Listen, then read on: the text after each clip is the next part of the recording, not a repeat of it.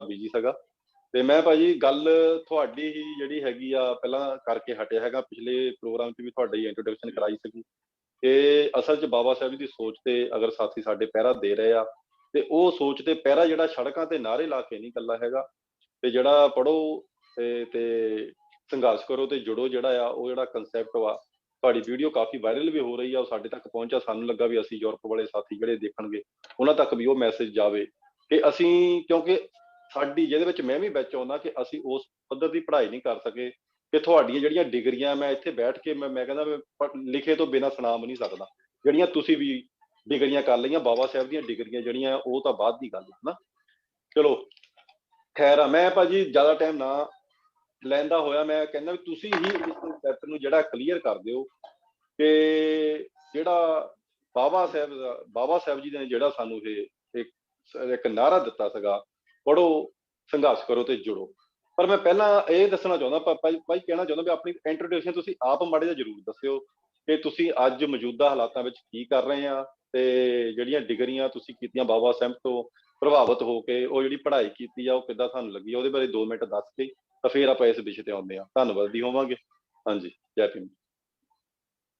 ਪਹਿਲਾਂ ਤਾਂ ਸਾਰੇ ਦਰਸ਼ਕਾਂ ਨੂੰ ਨਮੋ ਬੁੱਧਾਏ, ਜੈ ਭੀਮ, ਜੈ ਗੁਰਦੇਵ।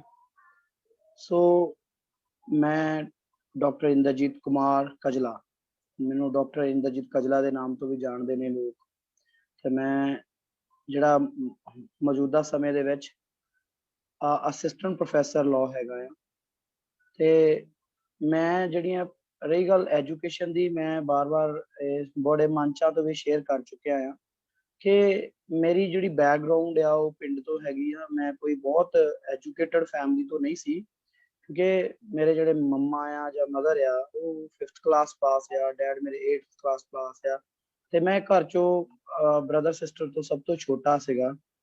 ਤੇ ਮੇਰੇ ਜਿਹੜੇ ਸਿਸਟਰ ਜਾਂ ਬ੍ਰਦਰ ਆ 10ਵੀਂ ਤੋਂ ਉੱਪਰ ਨਹੀਂ, ਬ੍ਰਦਰ ਜਿਹੜੇ ਵੱਡੇ ਆ ਉਹ ਸਿਰਫ +2 ਤੱਕ ਪਾਸ ਨੇ। ਤੇ ਪਰ ਮੇਰੀ ਮਦਰ ਦਾ ਜਿਹੜਾ ਸੁਪਨਾ ਰਿਹਾ ਸੀ ਵੀ ਮੇਰੇ ਬੱਚੇ ਪੜ੍ਹ ਜਾਣ, ਮੇਰੇ ਬੱਚੇ ਪੜ੍ਹ ਜਾਣ, ਤੇ ਕੀ ਪੜ੍ਹ ਜਾਣ, ਕਿੰਨਾ ਪੜ੍ਹ ਜਾਣ, ਕਿਹੜੀ ਕੋਰਸ ਕਰਨ, ਕਿਹੜੀਆਂ ਡਿਗਰੀਆਂ ਕਰਨ, ਇਹ ਉਹਨਾਂ ਨੂੰ ਨਹੀਂ ਪਤਾ। ਤਾਂ ਮੈਂ ਜਿਹੜਾ ਫਿਰ ਉਸ ਤੋਂ ਬਾਅਦ BA ਕੀਤੀ, +2 ਤੋਂ ਬਾਅਦ। BA ਤੋਂ ਬਾਅਦ ਮੈਂ ਫਿਰ LLB 2009 ਦੇ ਵਿੱਚ ਪੂਰੀ ਕੀਤੀ ਗੁਰੂ ਨਾਨਕ ਦੇਵ ਯੂਨੀਵਰਸਿਟੀ ਅੰਮ੍ਰਿਤਸਰ ਤੋਂ। ਉਸ ਤੋਂ ਬਾਅਦ ਫਿਰ ਮੈਂ ਰੁਕਿਆ ਨਹੀਂ, ਫਿਰ ਬਾਬਾ ਸਾਹਿਬ ਨੂੰ ਮੈਂ ਉਦੋਂ ਮਤਲਬ ਕਹਿ ਲਓ ਵੀ 7-8 ਤੋਂ ਬਾਅਦ ਪੜ੍ਹਨਾ ਸ਼ੁਰੂ ਕਰ ਦਿੱਤਾ। ਜਾਂ ਮੇਰੇ ਨਾਲ ਮਿਸ਼ਨਰੀ ਕੁਛ ਜਿਹੜੇ ਮੇਰੇ ਮਿਸ਼ਨਰੀ ਗੁਰੂ ਮੈਂ ਕਹਾਂਗਾ ਉਹ ਹੈਗੇ ਆ ਮੇਰੇ ਸਤਿਕਾਰਯੋਗ ਹਰਜਿੰਦਰ ਮਲ ਜੀ ਕੈਨੇਡਾ ਤੋਂ, ਤੇ ਚੰਚਲ ਮਲ ਜੀ। ਉਹਨਾਂ ਨੂੰ ਬਹੁਤ ਸਾਰੇ ਮਿਸ਼ਨਰੀ ਸਾਥੀ ਜਾਣਦੇ ਨੇ, ਕਿਉਂਕਿ ਮੈਂ ਤਾਂ ਕਹਿੰਦਾ ਨਾ ਕਿਉਂਕਿ ਮਿਸ਼ਨਰੀ ਗੁਰੂ, ਕਿਉਂਕਿ ਜਿਹੜਾ ਬੰਦਾ ਤੁਹਾਨੂੰ ਮਿਸ਼ਨ ਦੇ ਲੜ ਲਾਉਂਦਾ ਹੈ ਤਾਂ ਕਿਤੇ ਨਾ ਕਿਤੇ ਤੁਹਾਡਾ ਗੁਰੂ ਬਣ ਜਾਂਦਾ ਹੈ, ਜਿਹੜਾ ਤੁਹਾਨੂੰ ਉਸ ਰਾਹ ਤੇ ਤੋਰਦਾ ਹੈ। ਹਾਲਾਂਕਿ ਜਿਹੜੇ ਹਰਜਿੰਦਰ ਮਲ ਅੰਕਲ ਜੀ ਆ ਉਹ ਵੀ ਬਹੁਤ ਜ਼ਿਆਦਾ ਨਹੀਂ ਪੜ੍ਹੇ, ਪਰ ਉਹਨਾਂ 'ਚ ਤਾਂਘ ਬੜੀ ਹੈ ਵੀ ਬੱਚੇ ਪੜ੍ਹਨ। ਉਹ ਮੈਨੂੰ ਹਮੇਸ਼ਾ ਮੋਟੀਵੇਟ ਕਰਦੇ ਰਹਿੰਦੇ ਆ ਵੀ ਤੂੰ ਪੜ੍ਹ। ਮੈਂ ਜਦੋਂ ਫਿਰ LLM ਕੀਤੀ, ਫਿਰ ਮੈਂ ਟੱਚ 'ਚ ਆ ਗਿਆ ਸੀਗਾ। ਫਿਰ ਮੈਨੂੰ PhD ਦਾ ਵੀ ਬਸ ਏਦਾਂ ਹੀ, ਫਿਰ ਮੈਨੂੰ ਜਦੋਂ ਬਾਬਾ ਸਾਹਿਬ ਨੂੰ ਪੜ੍ਹਦੇ, ਬਾਬਾ ਸਾਹਿਬ ਨੇ PhD ਕੀਤੀ, ਤਾਂ ਫਿਰ ਸਾਨੂੰ ਲੱਗਦਾ ਵੀ ਯਾਰ ਅਸੀਂ ਬਾਬਾ ਸਾਹਿਬ ਤਾਂ ਨਹੀਂ ਬਣ ਸਕਦੇ ਕਦੀ ਵੀ, ਮਰਨ ਤੱਕ ਜੋ ਮਰਜ਼ੀ ਕਰ ਲਈਏ, ਵੀ ਅਸੀਂ ਕੋਸ਼ਿਸ਼ ਤਾਂ ਕਰੀਏ ਵੀ ਚਲੋ ਉਹਨਾਂ ਦੀ ਕਹਿੰਦੇ ਹੁੰਦੇ ਪੈਰਾਂ ਦੀ ਧੂੜ ਜਾਂ ਜੁੱਤੀ ਵਰਗੀ ਬਣਨ ਦੀ ਕੋਸ਼ਿਸ਼ ਕਰਦੇ ਆ ਵੀ ਉਹਨਾਂ ਵਰਗੇ। ਮੈਂ ਪਹਿਲਾਂ ਹੀ ਕਹਿ ਰਿਹਾ ਦਰਸ਼ਕਾਂ ਨੂੰ ਕਿ ਅਸੀਂ ਉਹਨਾਂ ਵਰਗੇ ਨਹੀਂ ਕਦੀ ਵੀ ਬਣ ਸਕਦੇ। PhD ਕੀਤੀ, PhD ਤੋਂ ਬਾਅਦ ਵੀ ਫਿਰ ਮੇਰਾ ਜਿਹੜਾ ਮੈਂ ਨੈਟ ਤੇ ਸਰਚ ਕਰਦਾ ਰਿਹਾ ਵੀ ਬਾਬਾ ਸਾਹਿਬ ਬਾਰੇ ਕੋਈ ਸਟੱਡੀ ਕੀਤੀ ਜਾਵੇ, ਤਾਂ ਇਗਨੂ ਦੀ ਸਾਈਟ ਤੋਂ ਫਿਰ ਮੈਨੂੰ ਮਿਲਿਆ ਵੀ ਇੱਕ ਸਰਟੀਫਿਕੇਟ ਕੋਰਸ ਹੈਗਾ 6 ਮਹੀਨੇ ਦਾ, ਉਹਨੂੰ CLTA ਕਹਿੰਦੇ ਆ, certificate on life and thoughts of Ambedkar. ਉਹ ਕੀਤਾ। ਉਦੋਂ ਬਾਅਦ ਫਿਰ ਮੇਰਾ ਅੱਗੇ ਜਿੱਦਾਂ ਬਾਬਾ ਸਾਹਿਬ ਦੀਆਂ ਮੈਂ ਐਜੂਕੇਸ਼ਨ ਦੇ ਉੱਤੇ ਸਰਚ ਕਰਦਾ ਰਹਿੰਦਾ ਸੀ ਵੀ ਬਾਬਾ ਸਾਹਿਬ ਨੇ ਕਿੱਥੋਂ, ਕਿਹੜੀ ਡਿਗਰੀ, ਕਦੋਂ, ਕਿਹੜੇ ਸਾਲ 'ਚ ਕੀਤੀ। ਤਾਂ ਫਿਰ ਮੈਨੂੰ ਪਤਾ ਲੱਗਦਾ ਵੀ ਬਾਬਾ ਸਾਹਿਬ ਨੇ ਜਿੱਦਾਂ MA ਪੋਲੀਟੀਕਲ ਸਾਇੰਸ ਦੇ ਨਾਲ ਜਿਹੜੀ ਕੀਤੀ ਸੀਗੀ ਨਾ, ਨਾਲ ਰਾਜਨੀਤੀ ਸ਼ਾਸਤਰ ਜਾਂ ਮੇਜਰ ਸਬਜੈਕਟ ਉਹਦੇ 'ਚ ਇਕਨੋਮਿਕਸ ਸੀਗਾ। ਤਾਂ ਏਦਾਂ ਹੀ ਫਿਰ ਜਦੋਂ ਆਪਣਾ ਵੀ ਮਨ ਬਣਿਆ ਵੀ ਯਾਰ ਬਾਬਾ ਸਾਹਿਬ ਦੇਖੋ ਰਾਜਨੀਤੀ ਦੇ ਵਿੱਚ ਵੀ ਮਾਹਰ ਰਹੇ, ਤਾਂ ਮੈਂ ਕਿਉਂ ਨਾ ਕਰਨਾ। ਫਿਰ ਮੈਂ MA ਪੋਲੀਟੀਕਲ ਸਾਇੰਸ ਕੀਤੀ। ਉਸ ਤੋਂ ਬਾਅਦ ਫਿਰ ਮੇਰਾ ਹਲੇ ਵੀ ਹੁਣ ਮੈਂ ਇਸ ਸਾਲ ਜੋ ਮੈਂ ਕਰ ਰਿਹਾ ਹਾਂ ਪ੍ਰੈਜ਼ੈਂਟਲੀ, ਉਹ ਮੈਂ ਕਰ ਰਿਹਾ MA ਸੋਸ਼ੀਓਲੋਜੀ, ਮੇਰਾ ਫਾਈਨਲ ਈਅਰ ਹੈਗਾ ਆ। ਤੋ ਮੈਨੂੰ ਮਤਲਬ ਇਹ ਜਿਹੜੀ ਪ੍ਰੇਰਣਾ ਆ ਜਾਂ ਇਹ ਇੱਕ ਕਿਉਰਿਓਸਿਟੀ ਆ ਮੇਰੇ ਅੰਦਰ, ਉਹ ਸਿਰਫ ਬਾਬਾ ਸਾਹਿਬ ਨੂੰ ਪੜ੍ਹਨ ਤੋਂ ਬਾਅਦ ਹੀ ਆਈ ਆ। ਨਹੀਂ ਤਾਂ ਸ਼ਾਇਦ ਮੈਂ LLB ਕਰਨ ਜਾਂ LLM ਤੱਕ ਸਟਾਪ ਕਰ ਦਿੰਦਾ। ਪਰ ਜੇ ਮੈਂ ਅੱਜ ਇੱਥੇ ਜੇ ਦੂਸਰੀ ਗੱਲ, ਜਿਹੜਾ ਮੈਂ ਬਾਬਾ ਸਾਹਿਬ, ਜਦੋਂ ਮੈਨੂੰ ਲੱਗਦਾ ਵੀ ਹੁਣ ਤੁਸੀਂ ਪੜ੍ਹ ਗਏ ਹੋ, ਤੁਸੀਂ ਜਿਹੜੇ ਕੰਮ ਯੋਗ ਹੋ ਗਏ ਉਹ ਕਰਨਾ ਚਾਹੀਦਾ, ਤਾਂ ਮੈਂ ਜੋ ਸਮਾਜ ਦੇ ਵਿੱਚ ਪਾਇਆ ਸੀ ਵੀ ਸੰਵਿਧਾਨ, ਅਸੀਂ ਹਮੇਸ਼ਾ ਨਾਅਰੇ ਲਾਉਂਦੇ ਹਾਂ, ਜਿੱਦਾਂ ਕਿ ਤੁਸੀਂ ਕਿਹਾ ਕਿ ਬਾਬਾ ਸਾਹਿਬ ਤੇਰੀ ਸੋਚ ਤੇ ਪਹਿਰਾ ਦਿਆਂਗੇ ਠੋਕ ਕੇ, ਆਪਾਂ ਪ੍ਰੋਗਰਾਮਾਂ ਸੁਣਦੇ ਆ, ਜਿੱਥੇ ਵੀ ਜਾਂਦੇ ਵੀ ਬੋਲਦੇ, ਅਸੀਂ ਵੀ ਬੋਲਦੇ ਹਾਂ। ਪਰ ਜਦੋਂ ਮੈਂ ਲੋਕਾਂ ਨੂੰ ਪੁੱਛਦਾ ਨਾ ਵੀ ਬਾਬਾ ਸਾਹਿਬ ਦੀ ਸੋਚ ਹੈ ਕੀ, ਕਿੱਥੋਂ ਲੱਭੇਗੀ, ਤਾਂ ਕੋਈ ਜਵਾਬ ਨਹੀਂ ਆਉਂਦਾ ਸੈਟਿਸਫੈਕਟਰੀ। ਚਲੋ ਬਹੁਤ ਸਾਰੇ ਲੋਕਾਂ ਨੂੰ, ਕਈਆਂ ਨੂੰ ਪਤਾ ਵੀ ਹੋਣਾ, ਮੈਂ ਇਹ ਨਹੀਂ ਕਹਿ ਰਿਹਾ ਮੈਨੂੰ ਪਤਾ, ਪਰ ਮੈਂ ਇਹ ਕਹਿੰਦਾ ਹੁੰਦਾ ਵੀ ਜਦ ਤੱਕ ਸਾਨੂੰ ਸੋਚ ਕਿੱਥੋਂ ਮਿਲਣੀ ਬਾਬਾ ਸਾਹਿਬ ਦੀਆਂ ਲਿਖਤਾਂ ਤੋਂ। ਜੇ ਲਿਖਤਾਂ ਉਹ ਬਾਬਾ ਸਾਹਿਬ ਦੀਆਂ, ਦੇਖੋ ਬਾਬਾ ਸਾਹਿਬ ਦੀ ਜਿਹੜੀ ਮਦਰ ਟੰਗ ਹੈ ਉਹ ਪੰਜਾਬੀ ਨਹੀਂ, ਜੋ ਮਰਾਠੀ ਸੀ, ਠੀਕ ਹੈ ਜੀ। ਤੇ ਬਾਬਾ ਸਾਹਿਬ ਨੇ ਜਿੰਨਾ ਵੀ ਸਟੱਡੀ ਕੀਤੀ ਆ, ਆਪਾਂ ਦੇਖਿਆ ਜਾਵੇ ਤਾਂ ਉਹ ਗੋਰਿਆਂ ਦੇ ਟਾਈਮ ਤੇ ਇੰਗਲਿਸ਼ ਜ਼ਿਆਦਾ ਹਾਵੀ ਸੀਗੀ, ਤੇ ਬਾਬਾ ਸਾਹਿਬ ਨੇ ਜ਼ਿਆਦਾ ਇੰਗਲਿਸ਼ ਦੇ ਵਿੱਚ ਤੇ ਜਾਂ ਮਰਾਠੀ 'ਚ ਕੰਮ ਕੀਤਾ, ਲਿਟਰੇਚਰ ਵਾਈਜ਼ ਦੇਖਿਆ। ਤਾਂ ਸਾਡੀ ਜਿਹੜੀ ਪ੍ਰੋਬਲਮ ਸੀਗੀ ਵੀ ਜਿੱਦਾਂ ਸੰਵਿਧਾਨ, ਜਿਹੜੀ ਕੌਨਸਟੀਟਿਊਸ਼ਨ ਦੀ ਲੈਂਗੁਏਜ ਉਹ ਵੀ ਇੰਗਲਿਸ਼ ਹੈ, ਤਾਂ ਮੈਂ ਫਿਰ ਉਹਨੂੰ ਅਨੁਵਾਦ ਕਰਨ ਦਾ ਇਹ ਮਤਲਬ ਕੋਸ਼ਿਸ਼ ਕੀਤੀ ਵੀ, ਕਿਉਂਕਿ ਮੇਰੇ ਬੜੇ ਹੀ ਸਤਿਕਾਰਯੋਗ ਸੀਨੀਅਰ ਮਿਸ਼ਨਰੀ ਅੰਕਲ ਸੋਹਣ ਸਹਿਜਲ ਜੀ, ਜਿਨ੍ਹਾਂ ਨੇ ਉਹ ਕੰਮ ਕੀਤਾ ਸੀ। ਪਰ ਮੈਂ ਉਹ, ਜਦੋਂ ਮੈਨੂੰ ਉੱਥੇ ਥੋੜਾ ਜਿਹਾ ਨਾਲ ਉਹਨਾਂ ਦੇ ਕੰਮ ਕਰਨ ਦਾ ਮੌਕਾ ਮਿਲਿਆ, ਪਰ ਮੈਨੂੰ ਜੋ ਲੱਗਿਆ ਵੀ ਉਹਨਾਂ ਨੇ ਸੰਖੇਪ ਕੀਤਾ ਆ, ਸੰਖੇਪ ਦੇ ਵਿੱਚ ਫਿਰ ਮੈਨੂੰ ਲੱਗਦਾ ਵੀ ਬਹੁਤ ਸਾਰੀਆਂ ਚੀਜ਼ਾਂ ਕਈ ਵਾਰੀ ਰਹਿ ਜਾਂਦੀਆਂ, ਕਿਉਂਕਿ ਉਹਨਾਂ ਦੀ ਬੈਕਗਰਾਉਂਡ ਜਿਹੜੀ ਲਾਅ ਨਹੀਂ ਹੈਗੀ, ਬਟ ਉਹ ਬੜੇ ਵਿਦਵਾਨ ਨੇ, ਉਹਨਾਂ ਨੇ ਕੋਸ਼ਿਸ਼ ਕੀਤੀ, ਮੈਂ ਉਹਦੀ ਬਹੁਤ ਤਾਰੀਫ਼ ਕਰਦਾ। ਕਈ ਵਾਰੀ ਅਸੀਂ ਗੱਲ ਕਰਦੇ ਹਾਂ ਤਾਂ ਵੀ ਦੇਖੋ, ਉਹਨਾਂ ਨੂੰ ਲਾਅ ਦੀ ਨੌਲੇਜ ਹੁੰਦੇ ਹੋਏ ਵੀ ਉਹਨਾਂ ਨੇ ਇੱਕ ਘਰ ਜਲਾਇਆ ਬਾਬਾ ਸਾਹਿਬ ਤੇ, ਵੀ ਮੈਂ ਉਸ ਚੀਜ਼ ਨੂੰ, ਜਿਹੜੀ ਉਹ ਸੰਖੇਪ ਨੂੰ ਮੈਂ ਪੂਰਾ ਵਿਸਥਾਰ 'ਚ ਕਰਨ ਦੀ ਕੋਸ਼ਿਸ਼ ਕੀਤੀ ਵੀ ਆਰਟੀਕਲ 1 ਤੋਂ ਲੈ ਕੇ ਜਿਹੜੇ 395 ਉਹਨਾਂ 'ਚ ਕੋਈ ਸੰਖੇਪ ਨਾ ਹੋਵੇ। ਜਿਹੜੀਆਂ ਅਨੁਸੂਚੀਆਂ 'ਚ ਚਲੋ ਉਹ ਕਿਤੇ ਨਾ ਕਿਤੇ ਉਹ ਜਿਹੜੀਆਂ ਸਾਨੂੰ ਲੱਗਦਾ ਵੀ ਪਾਠਕ ਨੂੰ ਉਹਦੇ ਨਾਲ ਕੋਈ ਲੈਣਾ ਦੇਣਾ ਨਹੀਂ ਹੁੰਦਾ, ਉਹਨੂੰ ਆਪਾਂ ਛੱਡ ਸਕਦੇ ਹਾਂ। ਪਰ ਜਿਹੜੀਆਂ ਸਬਜੈਕਟ ਵਾਈਜ਼ ਆ, ਜਾਂ ਸਟੇਟ ਸਬਜੈਕਟ ਆ, ਸੈਂਟਰਲ ਸਬਜੈਕਟ ਆ, ਜਾਂ ਕੌਨਕਰੈਂਟ ਲਿਸਟ ਦੇ, ਉਹਨਾਂ ਨੂੰ ਪੂਰਾ ਕੀਤਾ। ਉਸ ਤੋਂ ਬਾਅਦ ਫਿਰ ਦੂਸਰਾ ਕਿਤਾਬ ਤੇ ਮੈਂ ਫਿਰ ਕੰਮ ਸ਼ੁਰੂ ਕੀਤਾ, ਜਦੋਂ ਮੈਨੂੰ ਲੱਗਿਆ ਵੀ ਯਾਰ ਸੰਵਿਧਾਨ, ਕਈ ਵਾਰੀ ਇਹ ਵੀ ਬੜਾ ਦੇਖਿਆ ਜਾਂਦਾ ਵੀ ਸੰਵਿਧਾਨ ਦੇ ਪਿੱਛੇ ਜੀ ਕਈ ਵਾਰੀ ਕਿਹਾ ਜਾਂਦਾ ਸੰਵਿਧਾਨ ਕਾਪੀ ਪੇਸਟ ਆ 1935 ਵਾਲੇ ਐਕਟ ਦੀ, ਕਈਆਂ ਨੇ ਵੀ ਮਤਲਬ ਇਲਜ਼ਾਮ ਲਗਾਉਣ ਵਾਲੇ ਤਾਂ ਤੁਹਾਨੂੰ ਪਤਾ ਦੁਨੀਆ ਬੜੀ ਹੈ। ਤੋਂ ਉੱਥੋਂ ਬਾਅਦ ਫਿਰ ਮੈਨੂੰ ਜਦੋਂ ਸਰਚ ਕੀਤਾ, ਤੇ ਮੈਂ ਜਦੋਂ ਬਾਬਾ ਸਾਹਿਬ ਦੇ ਭਾਸ਼ਣ ਪੜ੍ਹਿਆ, ਉਹਦੇ ਵਿੱਚ ਜਿਹੜਾ 25 ਜਾਂ 26 ਨਵੰਬਰ 1949 ਦਾ ਹੋਏਗਾ, 25 ਨਵੰਬਰ ਆਈ ਗੈਸ, ਤੇ ਉਹਦੇ ਵਿੱਚ ਜਦੋਂ ਬਾਬਾ ਸਾਹਿਬ ਨੇ ਕਿਹਾ ਵੀ ਅਸੀਂ ਜਿਹੜੇ 2 ਸਾਲ 11 ਮਹੀਨੇ 18 ਦਿਨ ਉਹ ਮੈਂ ਨਹੀਂ ਲਏ, ਮੈਂ ਸਿਰਫ 141 ਦਿਨ ਲਏ। ਜੇ ਤੁਸੀਂ ਇਹ ਕਹੋ ਵੀ ਉਹ 2 ਸਾਲ ਜਾਂ ਜਿਹੜਾ ਇੰਨਾ ਸਮਾਂ ਉਹ ਮੈਂ ਨਹੀਂ ਲਾਇਆ, ਉਹ ਸਮਾਂ ਬਹਿਸਾਂ ਦੇ ਉੱਤੇ ਲੱਗਾ ਆ, ਉਹ ਸਮਾਂ ਸੰਵਿਧਾਨ ਸਭਾ ਨੇ ਲਾਇਆ, ਨਾ ਕਿ ਡਰਾਫਟਿੰਗ ਕਮੇਟੀ ਨੇ। ਤਾਂ ਬਾਬਾ ਸਾਹਿਬ ਨੇ 141 ਦਿਨਾਂ 'ਚ ਜਿਹੜਾ ਡਰਾਫਟ ਸੀਗਾ ਉਹ ਪ੍ਰੈਜ਼ੈਂਟ ਕਰ ਦਿੱਤਾ ਇਸ ਅਸੈਂਬਲੀ ਨੂੰ। ਤਾਂ ਇੱਥੇ ਜਿਹੜੀਆਂ ਗੱਲਾਂ, ਜਦੋਂ ਇਹ ਗੱਲਾਂ ਹੁੰਦੀਆਂ ਤਾਂ ਹੈਰਾਨ ਰਹਿ ਜਾਂਦਾ ਮੈਂ। ਨਾਲ ਹੁਣ ਵੀ ਜਦੋਂ ਤੁਸੀਂ ਆਪਾਂ ਹਿੰਦੂ ਕੋਡ ਬਿੱਲ ਦੀ ਬਹੁਤ ਸਾਰੇ ਮੰਚਾਂ ਤੋਂ ਗੱਲ ਕਰਦੇ ਹਾਂ, ਤਾਂ ਮੈਂ ਦੱਸਣਾ ਚਾਹੁੰਦਾ ਵੀ ਹਿੰਦੂ ਕੋਡ ਬਿੱਲ ਉਹ ਬਿੱਲ ਆ ਜਿਹੜਾ ਪਾਸ ਨਹੀਂ ਹੋਇਆ, ਤੇ ਜਿਹੜਾ ਭਾਰਤੀ ਇਤਿਹਾਸ ਦਾ ਮੇਰੀ ਜਾਣਕਾਰੀ ਅਨੁਸਾਰ ਮੈਨੂੰ ਨਹੀਂ ਲੱਗਦਾ ਵੀ ਸ਼ਾਇਦ, ਮਤਲਬ ਮੈਂ ਤਾਂ ਕਹਿ ਰਿਹਾ ਵੀ ਕਈ ਵਾਰੀ ਹੋ ਸਕਦਾ ਮੇਰੀ ਨੌਲੇਜ 'ਚ ਨਾ ਹੋਵੇ, ਪਰ ਜਿੰਨਾ ਕੁ ਮੇਰੀ ਨੌਲੇਜ 'ਚ ਹੈ ਉਹਦੇ ਅਕੋਰਡਿੰਗਲੀ ਭਾਰਤ ਦੇ ਵਿੱਚ ਇੱਕੋ ਇਹ ਹਿੰਦੂ ਕੋਡ ਬਿੱਲ ਐਸਾ ਬਿੱਲ ਆ ਜਿਹੜਾ ਸਰਕਾਰ ਦਾ ਲਾਅ ਮਿਨਿਸਟਰ ਪੇਸ਼ ਕਰਦਾ, ਜਿਹੜੀ ਸੰਵਿਧਾਨ ਸਭਾ ਦੇ ਵਿੱਚ, ਜਾਂ ਆਪਾਂ ਕਹੀਏ ਵੀ ਸੰਸਦ ਦੇ ਵਿੱਚ, ਤੇ ਪਰ ਉਹ ਪਾਸ ਨਾ ਹੋਵੇ ਅੱਜ ਤੱਕ। ਉਦੋਂ ਬਾਅਦ ਕਦੀ ਵੀ ਏਦਾਂ ਦਾ, ਦੂਜੀ ਗੱਲ, ਇਹ ਇੱਕ ਏਦਾਂ ਦਾ ਬਿੱਲ ਆ ਜਿੱਤੇ ਸਭ ਤੋਂ ਲੰਬਾ ਸਮਾਂ ਬਹਿਸ ਹੋਈ ਹੈ। ਕੋਈ ਵੀ ਬਿੱਲ ਆਪਾਂ ਦੇਖਦੇ ਹੋ 2 ਸੈਸ਼ਨ ਚੱਲਦੇ ਆ, ਉਹ 2-2 ਮਹੀਨੇ ਜਾਂ ਮਹੀਨੇ ਦੇ ਹੁੰਦੇ, ਤੇ ਇਹ 1-2 ਸਾਲ ਤੋਂ ਜ਼ਿਆਦਾ ਟਾਈਮ ਉਹਦੀ ਬਹਿਸ ਤੇ ਲੱਗਾ। ਫਿਰ ਉਹਨੂੰ ਬਾਬਾ ਸਾਹਿਬ ਨੇ 47 'ਚ ਬਣਾਉਣਾ ਸ਼ੁਰੂ ਕਰ ਦਿੱਤਾ। ਮਤਲਬ ਤੁਸੀਂ ਇਹ ਦੇਖੋ, ਸੰਵਿਧਾਨ ਦਾ ਕੰਮ ਵੀ ਕੀਤਾ ਬਾਬਾ ਸਾਹਿਬ ਨੇ। ਫਿਰ ਮੈਨੂੰ ਇਹ ਨੌਲੇਜ, ਗਿਆਨ ਮਿਲਦਾ, ਜਦੋਂ ਕੰਮ ਕਰਦੇ ਆ, ਤੁਸੀਂ ਬਾਬਾ ਸਾਹਿਬ ਦੇ ਬਾਰੇ ਪੜ੍ਹਦੇ ਹੋ, ਕਿਤਾਬਾਂ ਫਰੋਲਦੇ ਹੋ, ਤਾਂ ਤੁਹਾਨੂੰ ਉਹ ਚੀਜ਼ਾਂ ਸਾਹਮਣੇ ਆਉਂਦੀਆਂ ਜਿਹੜੀਆਂ ਮਤਲਬ ਅਸੀਂ ਕਦੀ, ਜਿਹੜੇ ਸਕੂਲੀ ਸਿਲੇਬਸ 'ਚ ਨਹੀਂ ਮਿਲਣਗੀਆਂ। ਤੋਂ ਏਦਾਂ ਦੀਆਂ ਜਿਹੜੇ ਸੀਗਾ ਵੀ ਮੇਰੇ ਇਹ ਉਪਰਾਲੇ ਰਹੇ ਆ। ਤੇ ਜਦੋਂ ਇਹ ਗੱਲ ਜਿਹੜੀ ਤੁਸੀਂ ਅੱਜ ਗੱਲ ਕਰ ਰਹੇ ਆ ਸਲੋਗਨ ਦੀ, ਉਹ ਸਲੋਗਨ ਕਿਉਂਕਿ ਮੈਂ ਵੀ ਇਹੀ ਬੋਲਦਾ ਹੁੰਦਾ ਸੀਗਾ ਵੀ ਪੜ੍ਹੋ ਜੁੜੋ ਸੰਘਰਸ਼ ਕਰੋ, ਬਾਬਾ ਸਾਹਿਬ ਦਾ ਕਹਿਣਾ ਮੈਂ ਖੁਦ ਬੋਲਦਾ ਰਿਹਾ, ਮੈਂ ਇਹ 'ਚ ਕੋਈ ਦੋ ਰਾਏ ਨਹੀਂ ਹੈਗਾ। ਪਰ ਜਲੰਧਰ ਦੇ ਵਿੱਚ ਅੰਬੇਡਕਰ ਭਵਨ 'ਚ ਇੱਕ ਪ੍ਰੋਗਰਾਮ ਸੀਗਾ, ਤੇ ਮੈਨੂੰ ਸ਼ਾਇਦ ਉਹਨਾਂ ਦਾ, ਅੰਕਲ ਜੀ ਦਾ ਐਗਜ਼ੈਕਟ ਨਾਮ ਮੈਨੂੰ ਯਾਦ ਨਹੀਂ, ਸ਼ਾਇਦ ਸੋਹਣ ਲਾਲ ਜੀ ਆ, ਤੇ ਇਸ ਟਾਈਮ DPI ਦੇ ਵਿੱਚੋਂ ਰਿਟਾਇਰ ਨੇ ਉਹ। ਉਹਨਾਂ ਨੇ ਮੈਨੂੰ ਬੁਲਾਇਆ ਸਾਈਡ ਤੇ ਵੀ ਬੇਟਾ ਗੱਲ ਸੁਣੋ। ਮੈਂ ਕਿਹਾ ਹਾਂਜੀ ਅੰਕਲ ਜੀ। ਕਹਿੰਦੇ ਬੇਟਾ ਤੁਸੀਂ ਜਿਹੜਾ ਸਲੋਗਨ ਹੈ ਨਾ ਉਹ ਗਲਤ ਬੋਲ ਰਹੇ। ਮੈਂ ਕਿਹਾ ਅੰਕਲ ਜੀ ਵੀ ਮੈਂ ਤਾਂ ਮੰਨੂਗਾ, ਮੈਨੂੰ ਪੇਜ ਨੰਬਰ ਦੱਸੋ। ਉਹਨਾਂ ਨੇ ਮੈਨੂੰ ਪੇਜ ਨੰਬਰ ਵੀ ਦੱਸੇ ਵੀ ਵੋਲਿਊਮ 'ਚ। ਫਿਰ ਮੈਂ ਉਹ ਪੇਜ ਨੰਬਰ ਫਰੋਲੇ। ਫਿਰ ਉਹ ਜਦੋਂ ਦੇਖਿਆ ਤੇ ਮਤਲਬ ਮੈਨੂੰ ਉਹ ਚੀਜ਼ ਦਾ ਅਹਿਸਾਸ ਹੋਇਆ ਵੀ ਯਾਰ ਅਸੀਂ ਵਾਕਈ, ਹਾਂ ਮਤਲਬ ਤੁਹਾਨੂੰ ਉਹ ਠੀਕ ਲੱਗਦਾ ਸੀ, ਕਿਉਂਕਿ ਤੁਸੀਂ ਇਹ ਕਹੋ ਵੀ ਮੈਨੂੰ ਠੀਕ ਲੱਗਦਾ, ਪਰ ਤੁਸੀਂ ਇਹ ਨਾ ਕਹੋ ਵੀ ਬਾਬਾ ਸਾਹਿਬ ਨੇ ਏਦਾਂ ਕਿਹਾ ਨਾ। ਇਹ ਇੰਦਰਜੀਤ ਕਹਿ ਰਿਹਾ, ਮੈਂ ਮੰਨ ਗਿਆ, ਇਹ ਅਸ਼ਵਨੀ ਨੂੰ ਪਸੰਦ ਆ ਜੀ, ਅਸ਼ਵਨੀ ਨੇ ਆਪਣੇ ਹਿਸਾਬ ਨਾਲ ਕੀਤਾ। ਪਰ ਜਦੋਂ ਤੁਸੀਂ ਇਹ ਗੱਲ ਕਹਿੰਦੇ ਹੋ ਵੀ ਇਹ ਬਾਬਾ ਸਾਹਿਬ ਦਾ ਇਹ ਕਹਿਣਾ ਆ ਜਾਂ ਬਾਬਾ ਸਾਹਿਬ ਦੀ ਇਹ ਵਰਡਿੰਗ ਹੈ, ਤਾਂ ਫਿਰ ਗਲਤ ਹੋ ਜਾਂਦੀ ਹੈ, ਕਿਉਂਕਿ ਬਾਬਾ ਸਾਹਿਬ ਨੇ ਇਹ ਗੱਲ ਨਹੀਂ ਕਹੀ। ਬਾਬਾ ਸਾਹਿਬ ਨੇ ਕਿਹਾ ਸੀ ਐਜੂਕੇਟ, ਐਜੀਟੇਟ, ਦੈਨ ਆਰਗੇਨਾਈਜ਼।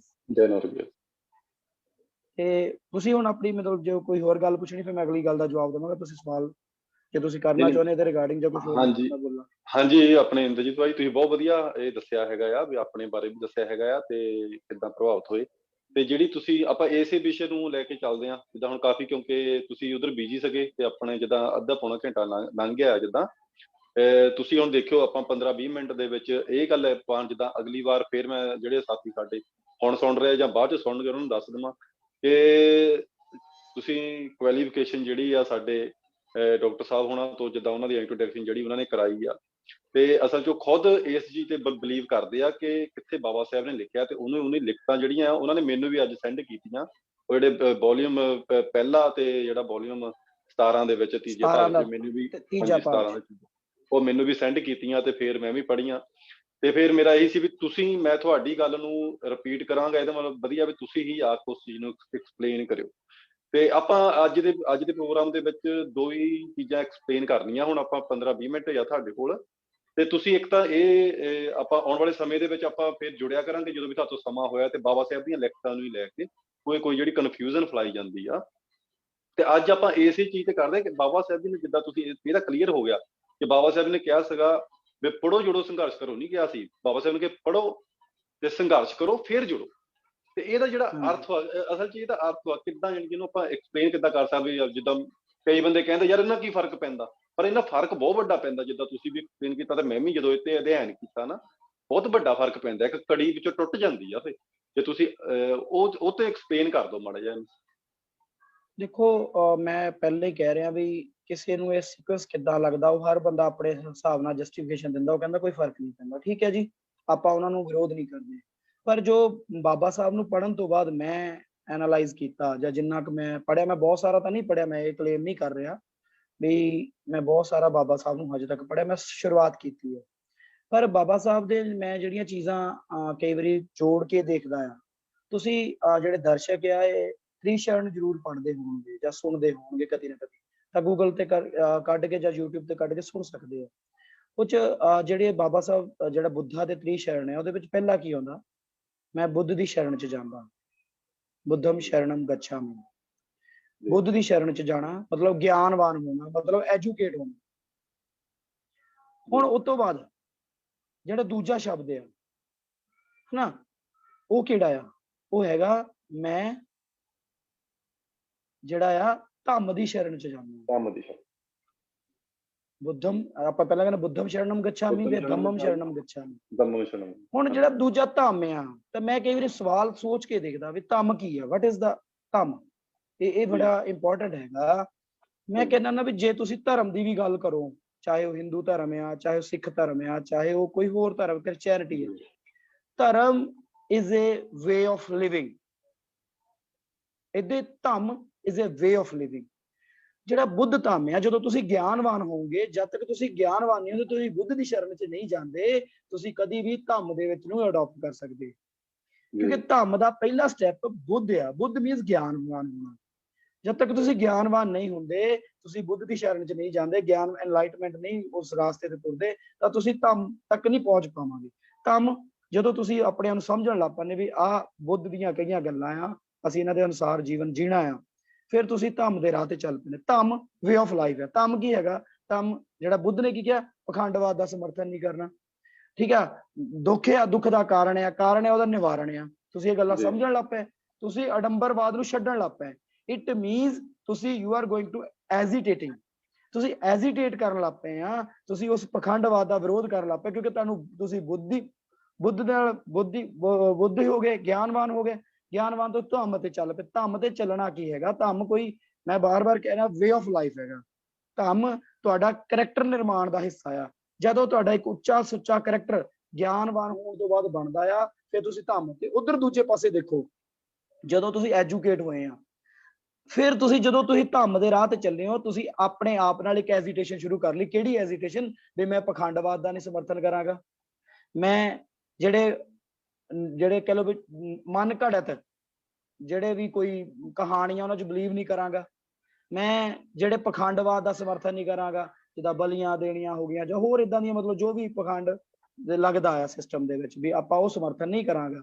ਕਿਉਂਕਿ ਬੁੱਧ ਦੀ ਇਹ ਜਿਹੜਾ ਧੰਮ ਦੇ ਵਿੱਚ ਇਹ ਚੀਜ਼ਾਂ ਨੇ, ਧੰਮ ਦੇ ਵਿੱਚ ਕਰਨਾ ਆ, ਜਿਹੜੇ ਪੰਜ ਸ਼ੀਲੇ ਆ ਨਾ, ਉਹ ਧੰਮ ਆ। ਹੁਣ ਜਦੋਂ ਤੁਸੀਂ ਐਜੀਟੇਸ਼ਨ, ਤੁਸੀਂ ਆਪਣਾ, ਇਹਦਾ ਮਤਲਬ ਤੁਸੀਂ ਆਪਣੇ ਜਿਹੜੇ ਉਹ ਵਿਕਾਰ ਉਹਨਾਂ ਤੇ ਕੰਟਰੋਲ ਪਾ ਲਿਆ, ਤੁਸੀਂ ਜਿਹੜੇ ਵਿੱਚ ਤੁਸੀਂ, ਇਹਦਾ ਮਤਲਬ ਤੁਸੀਂ ਆਪਣੇ ਆਪ ਨਾਲ ਇੱਕ ਐਜੀਟੇਸ਼ਨ ਸ਼ੁਰੂ ਕਰ ਲਈ। ਹੁਣ ਜਦੋਂ ਤੁਸੀਂ ਉਧਰੋਂ ਇੱਕ ਪਹਿਲਾ ਸਟੈਪ ਸੀ ਐਜੂਕੇਟ ਹੋ ਗਏ, ਉਧਰੋਂ ਬੁੱਧ ਦੀ ਸ਼ਰਨ 'ਚ ਚਲ ਗਏ। ਜਦੋਂ ਦੂਜਾ ਤੁਸੀਂ ਧੰਮ ਦੇ ਸ਼ਰਨ 'ਚ ਗਏ, ਤਾਂ ਨਾਲ ਦੀ ਨਾਲ ਤੁਸੀਂ ਐਜੀਟੇਸ਼ਨ ਸ਼ੁਰੂ ਕਰਨੀ, ਕਿਉਂਕਿ ਬਿਨਾਂ ਐਜੀਟੇਸ਼ਨ ਆਪਣੇ ਆਪ ਨਾਲ ਬਿਨਾਂ ਲੜੇ ਤੁਸੀਂ ਧੰਮ ਦੇ ਰਾਹ ਤੇ ਨਹੀਂ ਚੱਲ ਸਕਦੇ, ਕਿਉਂਕਿ ਅਸੀਂ ਪਖੰਡਵਾਦ 'ਚ ਫਸੇ ਹੋਏ ਹਾਂ। ਤੇ ਜਦੋਂ ਤੁਸੀਂ ਉਧਰ ਜਾਓਗੇ ਤਾਂ ਤੀਸਰਾ ਸ਼ਬਦ ਕੀ ਆਉਂਦਾ? ਸੰਗ। ਜੀ, ਸੰਗ ਕੀ ਆ?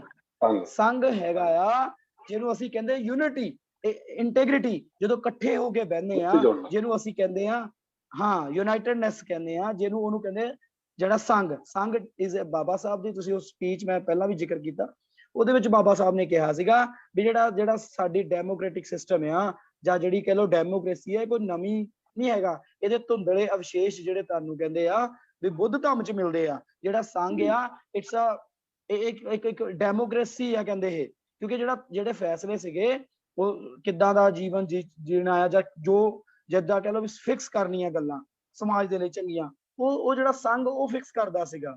ਤੇ ਸੰਗ ਉਧਰੋਂ ਕੀ, ਜਦੋਂ ਤੁਸੀਂ ਸੰਗ ਉਦੋਂ ਹੀ ਬਣਾਓਗੇ ਜਦੋਂ ਤੁਸੀਂ ਐਜੂਕੇਟ ਕਰੋਗੇ, ਸੰਗ 'ਚ ਤੁਸੀਂ ਉਦੋਂ ਜਾਓਗੇ, ਤੇ ਨੈਚੁਰਲੀ ਭਿੱਖੂ ਸੰਗ ਬਣਦਾ ਆ, ਉਹ ਆਪਣੇ ਆਪ ਨੂੰ ਬਦਲ ਕੇ ਕਰਦਾ। ਤੇ ਇੱਧਰ ਹੀ ਤੁਸੀਂ ਦੇਖਦੇ ਹੋ, ਤੇ ਜਦੋਂ ਤੁਸੀਂ ਆਰਗੇਨਾਈਜ਼ ਉਦੋਂ ਹੀ ਹੋਵੋਗੇ ਜਦੋਂ ਤੁਸੀਂ ਆਪਣੇ ਆਪ ਨੂੰ ਬਦਲੋਗੇ। ਜੇ ਤੁਸੀਂ ਮੰਨ ਲਓ ਐਜੂਕੇਟ ਹੋ ਗਏ ਪਰ ਤੁਸੀਂ ਆਪਣੇ ਆਪ ਨੂੰ ਬਦਲਿਆ ਹੀ ਨਹੀਂ, ਫਿਰ ਤੁਸੀਂ ਕਿਸੇ ਨਾਲ, ਤੁਹਾਡੀ ਵਿਚਾਰਧਾਰਾ ਇੱਕ ਕਿੱਦਾਂ ਹੋ ਜੂਗੀ? ਜਦ ਤੱਕ ਤੁਸੀਂ ਆਪਣੇ ਆਪ ਨੂੰ ਉਹ ਐਜੀਟੇਸ਼ਨ ਦੇ ਵੇ ਤੇ ਨਹੀਂ ਲੈ ਜਾਂਦੇ। ਮੈਂ ਇਹੀ ਕਹਿ ਰਿਹਾ, ਮੇਰੇ ਆਪਣੇ ਵਿਚਾਰ ਨੇ, ਹੋ ਸਕਦਾ ਮੇਰੇ ਨਾਲ ਦਰਸ਼ਕ ਕਈ ਸਹਿਮਤ ਨਾ ਹੋਣ, ਪਰ ਜੋ ਮੈਂ ਬਾਬਾ ਸਾਹਿਬ ਨੂੰ ਪੜ੍ਹਨ ਤੋਂ, ਮੈਂ ਕਈ ਵਾਰੀ ਇੱਕ ਸਲੋਗਨ ਹੈਗਾ, ਉਹ ਹੈਗਾ ਰੀਡ, ਲੀਡ, ਦੈਨ ਸਕਸੀਡ। ਹੁਣ ਰੀਡ ਐਜੂਕੇਟ ਕਰਨਾ, ਲੀਡ ਤੁਸੀਂ ਧੰਮ ਦੇ ਰਾਹ ਤੇ ਚੱਲਣਾ, ਲੀਡ ਕਰਨਾ, ਹਨਾ, ਤੇ ਸਕਸੀਡ ਤੁਸੀਂ ਸਕਸੈਸਫੁਲ ਹੋਣਾ ਜਦੋਂ ਤੁਸੀਂ ਉਹ ਪੜ੍ਹ ਕੇ ਇੱਕ ਥਾਂ ਆਪਣੇ ਆਪ ਨੂੰ ਆਰਗੇਨਾਈਜ਼ ਕਰ ਲਿਆ ਵੀ ਸਾਡਾ ਆਹ ਨਿਸ਼ਾਨਾ ਕਲੀਅਰ ਹੋ ਗਿਆ, ਅਸੀਂ ਇੱਥੇ ਬੈਠੇ ਹਾਂ, ਹੁਣ ਅਸੀਂ ਇਕੱਠੇ ਹਾਂ। ਤਾਂ ਜੋ ਇਹ ਜਿਹੜੀਆਂ ਚੀਜ਼ਾਂ ਬਾਬਾ, ਕਿਉਂਕਿ ਬਾਬਾ ਸਾਹਿਬ ਦੇਖੋ, ਤੁਸੀਂ ਕਹਿੰਦੇ ਆਪਾਂ ਸਾਰੇ, ਜੇ ਬਾਬਾ ਸਾਹਿਬ ਨੇ ਆਉਂਦਿਆਂ ਕੋਈ, ਮੈਨੂੰ ਮਤਲਬ ਇਹ ਨਹੀਂ ਵੀ ਇੰਗਲੈਂਡ ਜਾਂ ਅਮਰੀਕਾ ਤੋਂ ਪੜ੍ਹ ਕੇ ਆਉਂਦੇ ਨੇ ਸੰਗਠਨ ਬਣਾਉਣ, ਉਹਨਾਂ ਨੇ ਵੀ ਪਹਿਲਾਂ ਤਾਂ ਤੁਸੀਂ ਉਹਨਾਂ ਦਾ ਜੀਵਨ ਹੀ ਦੇਖ ਲਓ, ਹਨਾ, ਜੋ ਜਿੰਨਾ ਕੁ ਆਪਾਂ ਸਮਝ ਸਕਦੇ ਹਾਂ। ਜੇ ਬਾਬਾ ਸਾਹਿਬ ਨੇ ਪਹਿਲਾਂ ਆਪਣੇ ਆਪ ਨਾਲ ਵੀ ਐਜੀਟੇਸ਼ਨ ਕੀਤੀ, ਬਾਬਾ ਸਾਹਿਬ ਨੇ ਆਪਣੇ ਆਪ ਨੂੰ ਕਿੰਨਾ ਬਦਲਿਆ ਹੋਊਗਾ, ਉਹਨਾਂ ਪਖੰਡਾਂ ਚੋਂ ਬਾਹਰ ਲਗਾਏ ਆਪਣੇ ਆਪ ਨੂੰ। ਤਾਂ ਫਿਰ ਜੇ ਫਿਰ ਦੇਖੋ, ਦੂਜੀ ਗੱਲ, ਬਾਬਾ ਸਾਹਿਬ ਵੀ ਜਿਹੜਾ ਬੁੱਧ ਧੰਮ ਦੀ ਜਿਹੜੇ ਕਰਦੇ, ਉਹ ਕਹਿੰਦੇ ਵੀ ਜੇ ਮੇਰਾ ਇਕੱਲੇ ਦਾ ਬਣਦਾ ਹੋਵੇ, ਬੁੱਧਿਸਟ ਬਣਦਾ, ਤਾਂ ਸ਼ਾਇਦ ਮੈਂ ਪਹਿਲਾਂ ਹੀ ਬਣ ਜਾਂਦਾ। ਪਰ ਉਹਨਾਂ ਨੇ ਇੱਕ ਸੁਨੇਹਾ ਸਮਾਜ ਨੂੰ ਦੇਣਾ ਸੀਗਾ। ਇੱਥੋਂ ਸਾਨੂੰ ਸਮਝਣਾ ਚਾਹੀਦਾ ਵੀ ਜਿਹੜੇ ਸ਼ਬਦ ਆ ਬਾਬਾ ਸਾਹਿਬ ਦੇ ਐਂਗਲ ਤੋਂ, ਮੈਂ ਹੋ ਸਕਦਾ ਵੀ ਕੋਈ ਹੋਰ ਵਿਦਵਾਨ ਆਪਣੇ ਹਿਸਾਬ ਨਾਲ ਜਸਟੀਫਾਈ ਕਰੇ, ਮੈਨੂੰ ਕੋਈ ਇਤਰਾਜ਼ ਨਹੀਂ ਹੈਗਾ, ਪਰ ਮੈਂ ਇਹ ਕਹਿੰਦਾ ਵੀ ਜੋ ਮੈਨੂੰ ਲੱਗਦਾ, ਜੋ ਮੇਰੀ ਆਪਣੀ ਸੋਚ ਜਾਂ ਸਮਝ ਦੇ ਅਨੁਸਾਰ ਮੈਨੂੰ ਇਹ ਨਿਰਕਸ਼ ਤੇ ਪਹੁੰਚਿਆ। ਤੇ ਪੜ੍ਹੋ, ਸੰਘਰਸ਼ ਕਰੋ ਤੇ ਜੁੜੋ। ਬਾਬਾ ਸਾਹਿਬ ਨੇ ਜੇ 3 ਥਾਂ ਤੇ ਵਰਤਿਆ ਆ, ਟਾਈਟਲ ਦੇ ਵਿੱਚ ਵਰਤਿਆ ਉਸ ਆਰਟੀਕਲ ਦੇ, ਜਿਹੜਾ ਵੋਲੀਅਮ 3 ਦਾ 17 ਦਾ 3rd ਪਾਰਟ ਆ। ਏਦਾਂ ਹੀ ਕਮਿਊਨਲ ਡੈਡਲੌਗ ਦਾ ਜਿਹੜਾ ਐਂਡਲਾ ਪੈਰਾ ਆ, ਉਹਦੀ ਐਂਡਲੀਆਂ ਲਾਈਨਾਂ, ਪਹਿਲੇ ਪੈਰੇ ਜਿਹੜਾ ਕਮਿਊਨਲ ਡੈਡਲੌਗ ਦਾ ਪਹਿਲਾ ਪੈਰਾ, ਉਹਦੀ ਐਂਡਲੀਆਂ ਲਾਈਨਾਂ ਦੇ ਵਿੱਚ ਬਾਬਾ ਸਾਹਿਬ ਲਿਖਦੇ ਆ ਵੀ ਐਜੂਕੇਟ, ਐਜੀਟੇਟ, ਆਰਗੇਨਾਈਜ਼। ਤਾਂ ਇੱਥੋਂ ਸਾਨੂੰ ਸਮਝਣਾ ਪਏਗਾ, ਕਿਉਂਕਿ ਇਹ ਭੁਲੇਖਾ ਨਹੀਂ ਹੋ ਸਕਦਾ ਕਦੀ ਵੀ।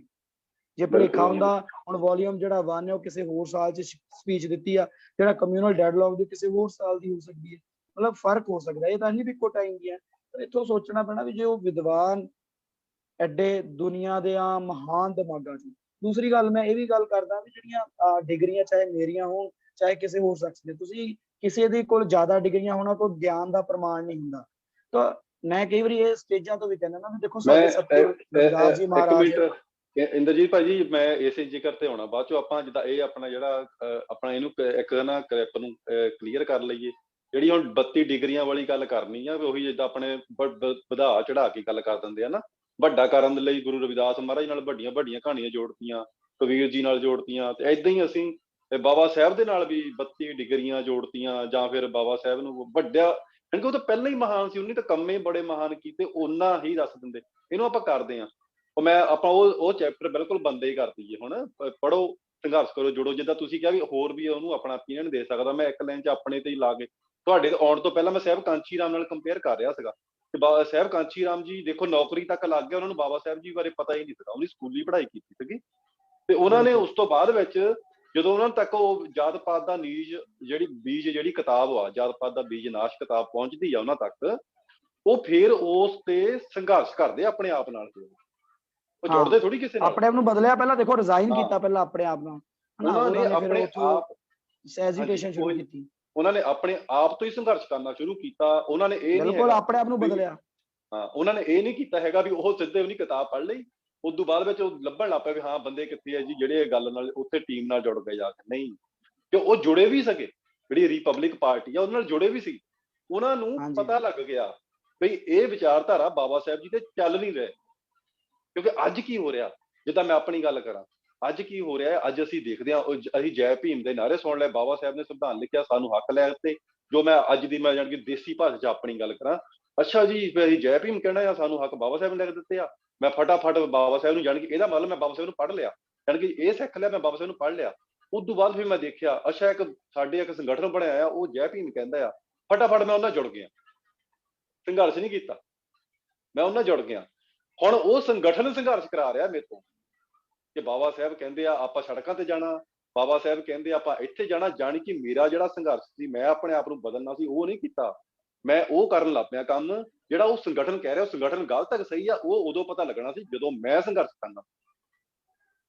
ਬਿਲਕੁਲ, ਮੈਨੂੰ ਜਾਣੀ ਕਿ ਇਹ ਦੇਸੀ ਭਾਸ਼ਾ 'ਚ ਜਾਣੀ ਇਹ ਜਦੋਂ ਮੈਂ ਅੱਜ ਇੱਥੇ ਮੈਂ ਸੋਚੀ ਜਾਂਦਾ ਸੀ ਕਿ ਸਾਹਿਬ ਕਾਂਚੀ ਰਾਮ ਨੇ ਏਦਾਂ ਨਹੀਂ ਕੀਤੀ। ਜਦੋਂ ਰਿਪਬਲਿਕ ਪਾਰਟੀ ਨਾਲ ਬਣੇ, ਉਹਨਾਂ ਨੂੰ ਲੱਗਾ ਵੀ ਇਹ ਤਾਂ ਗਲਤ ਕਰ ਰਿਹਾ, ਉਹਨਾਂ ਨੇ ਬਾਅਦ ਵਿੱਚ DS4 ਬਣਾਈ, ਹਨਾ। ਉਸ ਤੋਂ ਬਾਅਦ ਵਿੱਚ ਅੱਜ ਸਭ ਉਹਨਾਂ ਬਾਬਾ ਸਾਹਿਬ ਦੇ ਜਨਮ ਦਿਨ ਦੇ ਉੱਪਰ 1984 ਦੇ ਵਿੱਚ ਜਨਮ ਦਿਨ ਦੇ ਉੱਪਰ ਸਾਨੂੰ ਬਹੁਜਨ ਲੋਕਾਂ ਨੂੰ ਗਿਫਟ ਦਿੱਤਾ, ਸੰਘਰਸ਼ ਤੋਂ ਬਾਅਦ ਚ ਜੋੜਿਆ, BSP ਬਣਾ। ਏਦਾਂ ਉਹ ਤੋਂ ਬੜਾ ਵਧੀਆ ਨਾਰਾ ਬਣਦਾ, ਉਹ ਪੜ੍ਹਿਆ ਸਮਝਿਆ ਬਾਬਾ ਸਾਹਿਬ ਨੂੰ। ਉਸ ਤੋਂ ਬਾਅਦ ਉਹਨੇ ਸੰਘਰਸ਼ ਕੀਤਾ, ਉਸ ਤੋਂ ਬਾਅਦ ਵਿੱਚ BSP ਦੇ ਨਾਲ ਜੋੜਿਆ, ਨਾ ਕਿ ਉਹਨਾਂ ਨੇ ਪੜ੍ਹੋ ਤੇ ਜੁੜੋ ਸੰਘਰਸ਼ ਕਰੋ ਕੀਤਾ, ਉਹਨਾਂ ਨੇ ਪੜ੍ਹੋ ਸੰਘਰਸ਼ ਕਰੋ ਤੇ ਫਿਰ ਜੁੜਿਓ। ਇਹ ਚੀਜ਼ ਨੂੰ ਦੇਸੀ ਚ ਏਦਾਂ ਇਹਨੂੰ ਮੈਂ ਜਾਣੀ ਮੈਂ ਇਹਨੂੰ ਏਦਾਂ ਦੇਸੀ ਭਾਸ਼ਾ ਦੇ ਵਿੱਚ ਮੈਂ ਕਹਿੰਦਾ ਵੀ ਅਸੀਂ ਸਮਝ ਸਕਦੇ ਹਾਂ। ਇਹਦੇ ਵਿੱਚ ਮੈਂ ਵੀ ਥੋੜਾ ਉਹੀ ਐਡ ਕਰਨਾ ਚਾਹੁੰਦਾ, ਇਸੇ ਕਨਸੈਪਟ ਚ ਆਪਾਂ ਨਹੀਂ ਦੂਜੇ ਚ ਗੱਲ ਕਰਦੇ। ਮੈਂ ਉਹੀ ਗੱਲ ਕਰ ਰਿਹਾ ਸੀਗਾ ਵੀ ਜਿਹੜੇ ਮਤਲਬ ਮੈਂ ਬਾਰ-ਬਾਰ ਕਹਿ ਰਿਹਾ ਇਹ ਗੱਲ ਵੀ ਮੇਰੇ ਆਪਣੇ ਵਿਚਾਰ ਨੇ ਨਾ, ਤਾਂ ਮੈਨੂੰ ਲੱਗਦਾ ਆ ਵੀ ਜਿਹੜੇ ਸਾਡਾ ਸਮਾਜ ਆ ਉਹਨੇ ਜਿਹੜੇ ਐਜੀਟੇਸ਼ਨ ਜਾਂ ਉਹਦੇ ਨਾ ਜਿਹੜਾ ਉਹਦਾ ਅਰਥ ਆ ਉਹ ਬਹੁਤ ਛੋਟੇ ਲੈ ਲਏ। ਜੀ ਜਿੱਦਾਂ ਤੁਸੀਂ ਕਿਹਾ, ਤੁਸੀਂ ਕਲੀਅਰ ਕਰ ਹੀ ਦਿੱਤਾ ਨਾ ਵੀ ਉਹਨਾਂ ਨੇ ਅਰਥ ਕੀ ਲੈ ਲਿਆ ਵੀ ਜਿਹੜਾ ਬੰਦਾ ਸੜਕਾਂ ਤੇ ਬੈਠ ਕੇ ਜਿੰਦਾਬਾਦ ਮੁਰਦਾਬਾਦ ਕਰਦਾ ਸਿਰਫ ਉਹੀ ਐਜੀਟੇਸ਼ਨ ਕਰਦਾ ਹੈ। ਜੀ ਮੈਂ ਇਹ ਸਪਸ਼ਟ ਕਰ ਦੇਣਾ ਚਾਹੁੰਦਾ ਆ ਵੀ ਜਦੋਂ ਮੈਂ ਹੁਣ ਕਹਿੰਦਾ ਵੀ ਮੈਂ ਘਰ 'ਚ ਬੈਠਾ ਆ, ਮੈਂ ਮੰਨ ਲਓ ਸਮਾਜ ਦੇ ਵਿੱਚ ਨਹੀਂ, ਪਰ ਮੈਂ ਬਾਬਾ ਸਾਹਿਬ ਨੂੰ ਪੜ੍ਹਿਆ ਹਨਾ, ਮੈਂ ਉਹਨਾਂ ਦੀ ਆਪਣੇ ਆਪ ਨੂੰ ਕਹਿੰਦਾ ਵੀ ਮੈਂ ਫਿਲਾਸਫੀ ਤੇ ਕੰਮ ਕਰਦਾ, ਪਰ ਮੈਂ ਪਬਲਿਕਲੀ ਨਹੀਂ ਹੁੰਦਾ। ਪਰ ਕੀ ਮੈਂ ਆਪਣੇ ਘਰ ਦੇ ਵਿੱਚ ਤਾਂ ਕਰ ਸਕਦਾ? ਕੀ ਮੈਂ ਆਪਣੀ ਬੇਟੀ ਤੇ ਬੇਟੇ ਨਾਲ ਫਰਕ ਕਰਦਾ? ਜੇ ਮੈਂ ਕਰਦਾ ਫਿਰ ਮੈਂ ਅੰਬੇਡਕਰ ਹੀ ਨਹੀਂ ਹੋ ਸਕਦਾ। ਜੇ ਮੈਂ ਉੱਥੇ ਰੋਕਦਾ ਤਾਂ ਉਹ ਵੀ ਇੱਕ ਐਜੀਟੇਸ਼ਨ ਆ। ਜੇ ਮੇਰੇ ਮਤਲਬ ਕਿਤੇ ਨਾ ਕਿਤੇ ਮੇਰੇ ਜਿਹੜੇ ਵਾਈਫ ਆ ਜੋ ਉਹ ਅੱਜ ਵੀ ਉਹੀ ਪਖੰਡਵਾਦ ਦਾ ਫੋਲੋ ਕਰੀ ਜਾ ਰਹੇ, ਮੈਂ ਉਹਨੂੰ ਨਹੀਂ ਸਮਝਾ ਰਿਹਾ, ਇਹਦਾ ਮਤਲਬ ਮੈਂ ਐਜੀਟੇਸ਼ਨ ਨਹੀਂ ਕਰ ਰਿਹਾ। ਹੁਣ ਇੱਥੇ ਉਹ ਵੀ ਇੱਕ ਐਜੀਟੇਸ਼ਨ ਆ। ਤੁਸੀਂ ਆਪਣੀ ਫੈਮਿਲੀ ਨੂੰ ਜੋੜਦੇ ਹੋ ਮਿਸ਼ਨ ਦੇ ਨਾਲ, ਉਹਨਾਂ ਨੂੰ ਸੁਧਾਰਦੇ ਹੋ, ਉਹਨਾਂ ਦੇ ਨਾਲ ਮਤਲਬ ਕਈ ਵਾਰੀ ਵਿਰੋਧ ਕਰਕੇ, ਆਪਣਾ ਵਿਰੋਧ ਵੀ ਹੁੰਦਾ ਆ ਪਰਿਵਾਰਾਂ ਦੇ ਵਿੱਚ ਮੈਂਬਰਾਂ ਦੇ ਨਾਲ। ਕਿਉਂ? ਕਿਉਂਕਿ ਅਸੀਂ ਜਦੋਂ ਬਾਬਾ ਸਾਹਿਬ ਦੀਆਂ 22 ਪ੍ਰਤਿੱਗਿਆ ਵੱਲ ਨਿਗਾਹ ਮਾਰਦੇ ਹਾਂ, ਉਹ 22 ਪ੍ਰਤਿੱਗਿਆ ਜਦੋਂ ਤੁਸੀਂ ਐਜੂਕੇਟ ਹੋਵੋਗੇ ਤਾਂ ਜਦੋਂ ਐਜੀਟੇਸ਼ਨ ਦੇ ਰਾਹ ਤੇ ਚੱਲਣਾ ਤਾਂ 22 ਪ੍ਰਤਿੱਗਿਆ ਤੇ ਨਿਗਾਹ ਮਾਰਨੀ ਪੈਣੀ।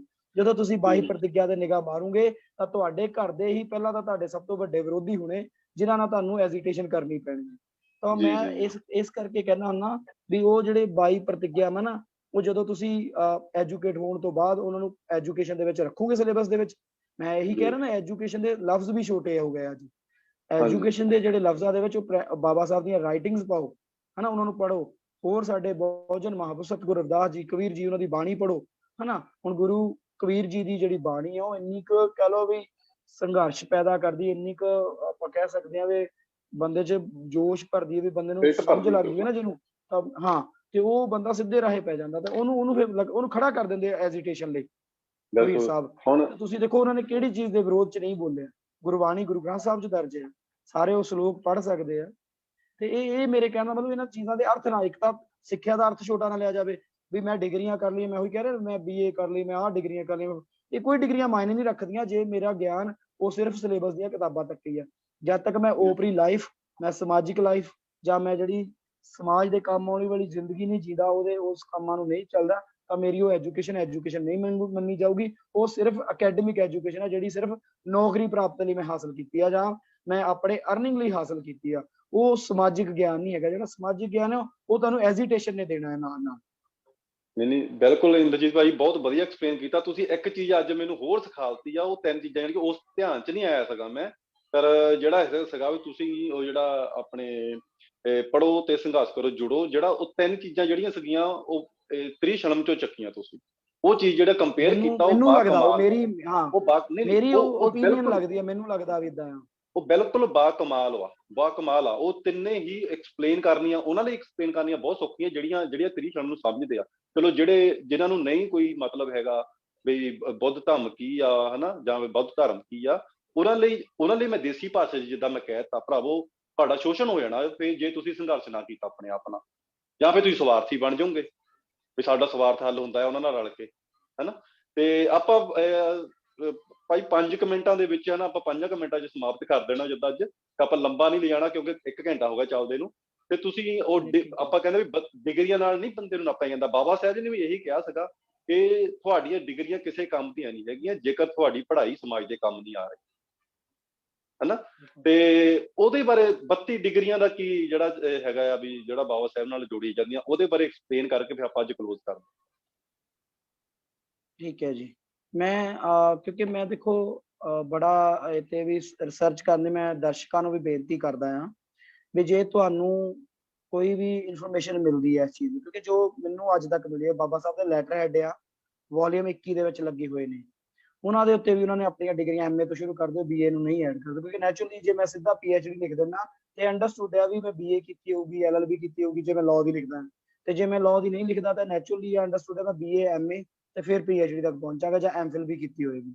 ਤਾਂ ਇਹਦਾ ਮਤਲਬ ਮੇਰਾ ਮਕਸਦ ਇਹ ਵੀ ਹੈ, ਪਹਿਲੀ ਅਪੀਲ ਮੇਰੀ ਇਹ ਆ ਵੀ ਕਿਸੇ ਦੇ ਵੀ ਗਿਆਨ ਨੂੰ ਤੁਸੀਂ ਡਿਗਰੀਆਂ ਨਾਲ ਮਾਪਣਾ ਗਲਤ ਆ। ਕਿਸੇ ਵੀ ਵਿਅਕਤੀ ਦੇ ਗਿਆਨ ਨੂੰ ਅਸੀਂ ਡਿਗਰੀਆਂ ਨਾਲ ਨਹੀਂ ਮਾਪ ਸਕਦੇ ਵੀ ਉਹਦੇ ਕੋਲ 15 ਡਿਗਰੀਆਂ ਤੋਂ ਗਿਆਨਵਾਨ ਆ। ਹੋ ਸਕਦਾ 15 ਡਿਗਰੀਆਂ ਵਾਲੇ ਦੇ ਪੱਲੇ ਕੱਖ ਨਾ ਹੋਵੇ। ਮੈਂ ਉਦੋਂ ਵੀ ਗੱਲ ਸ਼ੁਰੂ ਕਰਨ ਲੱਗਾ ਵੀ ਸਾਡੇ ਜਿਹੜੇ ਰਹਿਬਰ ਹੋਏ ਆ ਗੁਰੂ ਗ੍ਰੰਥ ਸਾਹਿਬ, ਜਿਨ੍ਹਾਂ ਦੀ ਬਾਣੀ ਸੁਸ਼ੋਭਿਤ ਆ 35 ਮਹਾਂਪੁਰਸ਼ਾਂ ਦੀ ਨਾ, ਉਹਨਾਂ ਨੇ ਦੇਖੋ ਉਹਨਾਂ ਕੋਲ ਉਸ ਟਾਈਮ ਦੀ ਫਾਰਮਲ, ਕਿਉਂਕਿ ਜੇ ਐਜੂਕੇਸ਼ਨ ਉਹਨਾਂ ਕੋਲ ਹੁੰਦੀ ਤਾਂ ਉਹਨਾਂ ਨੂੰ ਗੁਰਬਾਣੀ 'ਚ ਲਿਖਣਾ ਨਾ ਪੈਂਦਾ ਨਾ, ਕਿਉਂਕਿ ਸਾਨੂੰ ਜਿਹੜਾ ਸਿਸਟਮ ਸੀਗਾ, ਜੇ ਬਾਬਾ ਸਾਹਿਬ ਨੂੰ ਨਹੀਂ ਸਕੂਲ 'ਚ ਵੜਨ ਦਿੱਤਾ ਉਹਨਾਂ ਮਹਾਂਪੁਰਸ਼ਾਂ ਨੇ ਪਤਾ ਨਹੀਂ ਉਹ ਐਜੂਕੇਸ਼ਨ ਕਿੱਦਾਂ ਲਰਨ ਕੀਤੀ। ਮੈਂ ਤਾਂ ਕਈ ਵਾਰ ਸਰਪ੍ਰਾਈਜ਼ ਹੁੰਦਾ ਵੀ ਉਹਨਾਂ ਨੂੰ ਉਸ ਟਾਈਮ ਦੇ ਸਕੂਲਾਂ 'ਚ ਪੜਾਉਣਾ ਨਹੀਂ ਸੀ ਚਾਹੁੰਦੇ। ਜਿਹੜੇ ਸਤਿਗੁਰੂ ਰਵਿਦਾਸ ਜੀ ਦੀ ਗੱਲ ਕਰੀਏ, UP 'ਚ ਅੱਜ ਵੀ ਦੇਖੋ ਕੀ ਹਾਲ ਆ, ਹਨਾ। ਤੇ ਉਹ ਸਾਡੇ ਮਹਾਂਪੁਰਸ਼ਾਂ ਨੇ, ਚਾਹੇ ਮਹਾਰਾਸ਼ਟਰ ਦੇ ਵਿੱਚ ਗੱਲ ਕਰ ਲਈਏ ਨਾਮਦੇਵ ਜੀ, ਹਨਾ, ਕਬੀਰ ਸਾਹਿਬ ਉਹਨਾਂ ਦੀ ਗੱਲ ਕਰੀਏ UP ਦੇ ਵਿੱਚੋਂ, ਤਾਂ ਉਹ ਪੜ੍ਹੇ ਤੇ ਪਰ ਉਹਨਾਂ ਦੀ ਜਿਹੜਾ ਗਿਆਨ ਆ, ਅਸੀਂ ਇਹ ਨਹੀਂ ਕਦੇ ਉਹਨਾਂ ਦੇ ਉੱਤੇ ਚਿਹਰਾ ਸਥਾਪਿਤ ਹੋ ਚੁੱਕਿਆ ਯੂਨੀਵਰਸਿਟੀਆਂ ਦੇ ਵਿੱਚ। ਤਾਂ ਏਦਾਂ ਹੀ ਸਾਡੇ ਬਾਬਾ ਸਾਹਿਬ ਨੇ। ਹੁਣ ਬਾਬਾ ਸਾਹਿਬ ਦੀਆਂ ਡਿਗਰੀਆਂ ਦੇ ਨਾਲ ਉਹਨਾਂ ਦਾ ਕਦੀ ਵੀ ਜਿਹੜਾ ਸਨਮਾਨ ਉਹ ਘਟਣਾ ਨਹੀਂ ਚਾਹੀਦਾ, ਮੈਨੂੰ ਨਹੀਂ ਲੱਗਦਾ। ਤੇ ਕਈ ਵਾਰੀ ਮੈਂ ਇਸੇ ਲਈ ਗੱਲ ਕਰਨਾ ਨਾ ਵੀ ਪਤਾ ਨਹੀਂ ਫਿਰ ਸਾਨੂੰ ਏਦਾਂ ਦੇ ਅਲੰਕਾਰ ਲਾਉਣ ਦੀ ਕੀ ਜ਼ਰੂਰਤ। ਹੁਣ ਜਿਹੜੀ ਮੈਂ ਉਹ ਕਨਸੈਪਟ ਕਈ ਵਾਰੀ ਕਲੀਅਰ ਕੀਤਾ, ਕਿਉਂਕਿ ਮੇਰੇ ਇੱਕ ਦੋਸਤ ਉਹਨਾਂ ਨੇ ਕਿਤਾਬ ਲਿਖੀ, ਉਹਨਾਂ ਨੇ ਵੀ ਉਹਦੇ ਵਿੱਚ, ਫਿਰ ਮੈਂ ਉਹਨਾਂ ਨੂੰ ਪੁੱਛਿਆ, ਉਹ ਕਹਿੰਦੇ ਮੈਂ ਨਾ ਉਪਾਧੀਆਂ ਲਿਖੀਆਂ 32। ਮੈਂ ਕਿਹਾ ਉਪਾਧੀਆਂ ਦਾ ਮਤਲਬ, ਉਪਾਧੀਆਂ ਹੁੰਦੀਆਂ ਜਿੱਦਾਂ ਕਿਸੇ ਨੂੰ ਕੋਈ ਤੁਸੀਂ ਆਪਾਂ ਟਾਈਟਲ ਦੇ ਦਿੰਦੇ ਆ।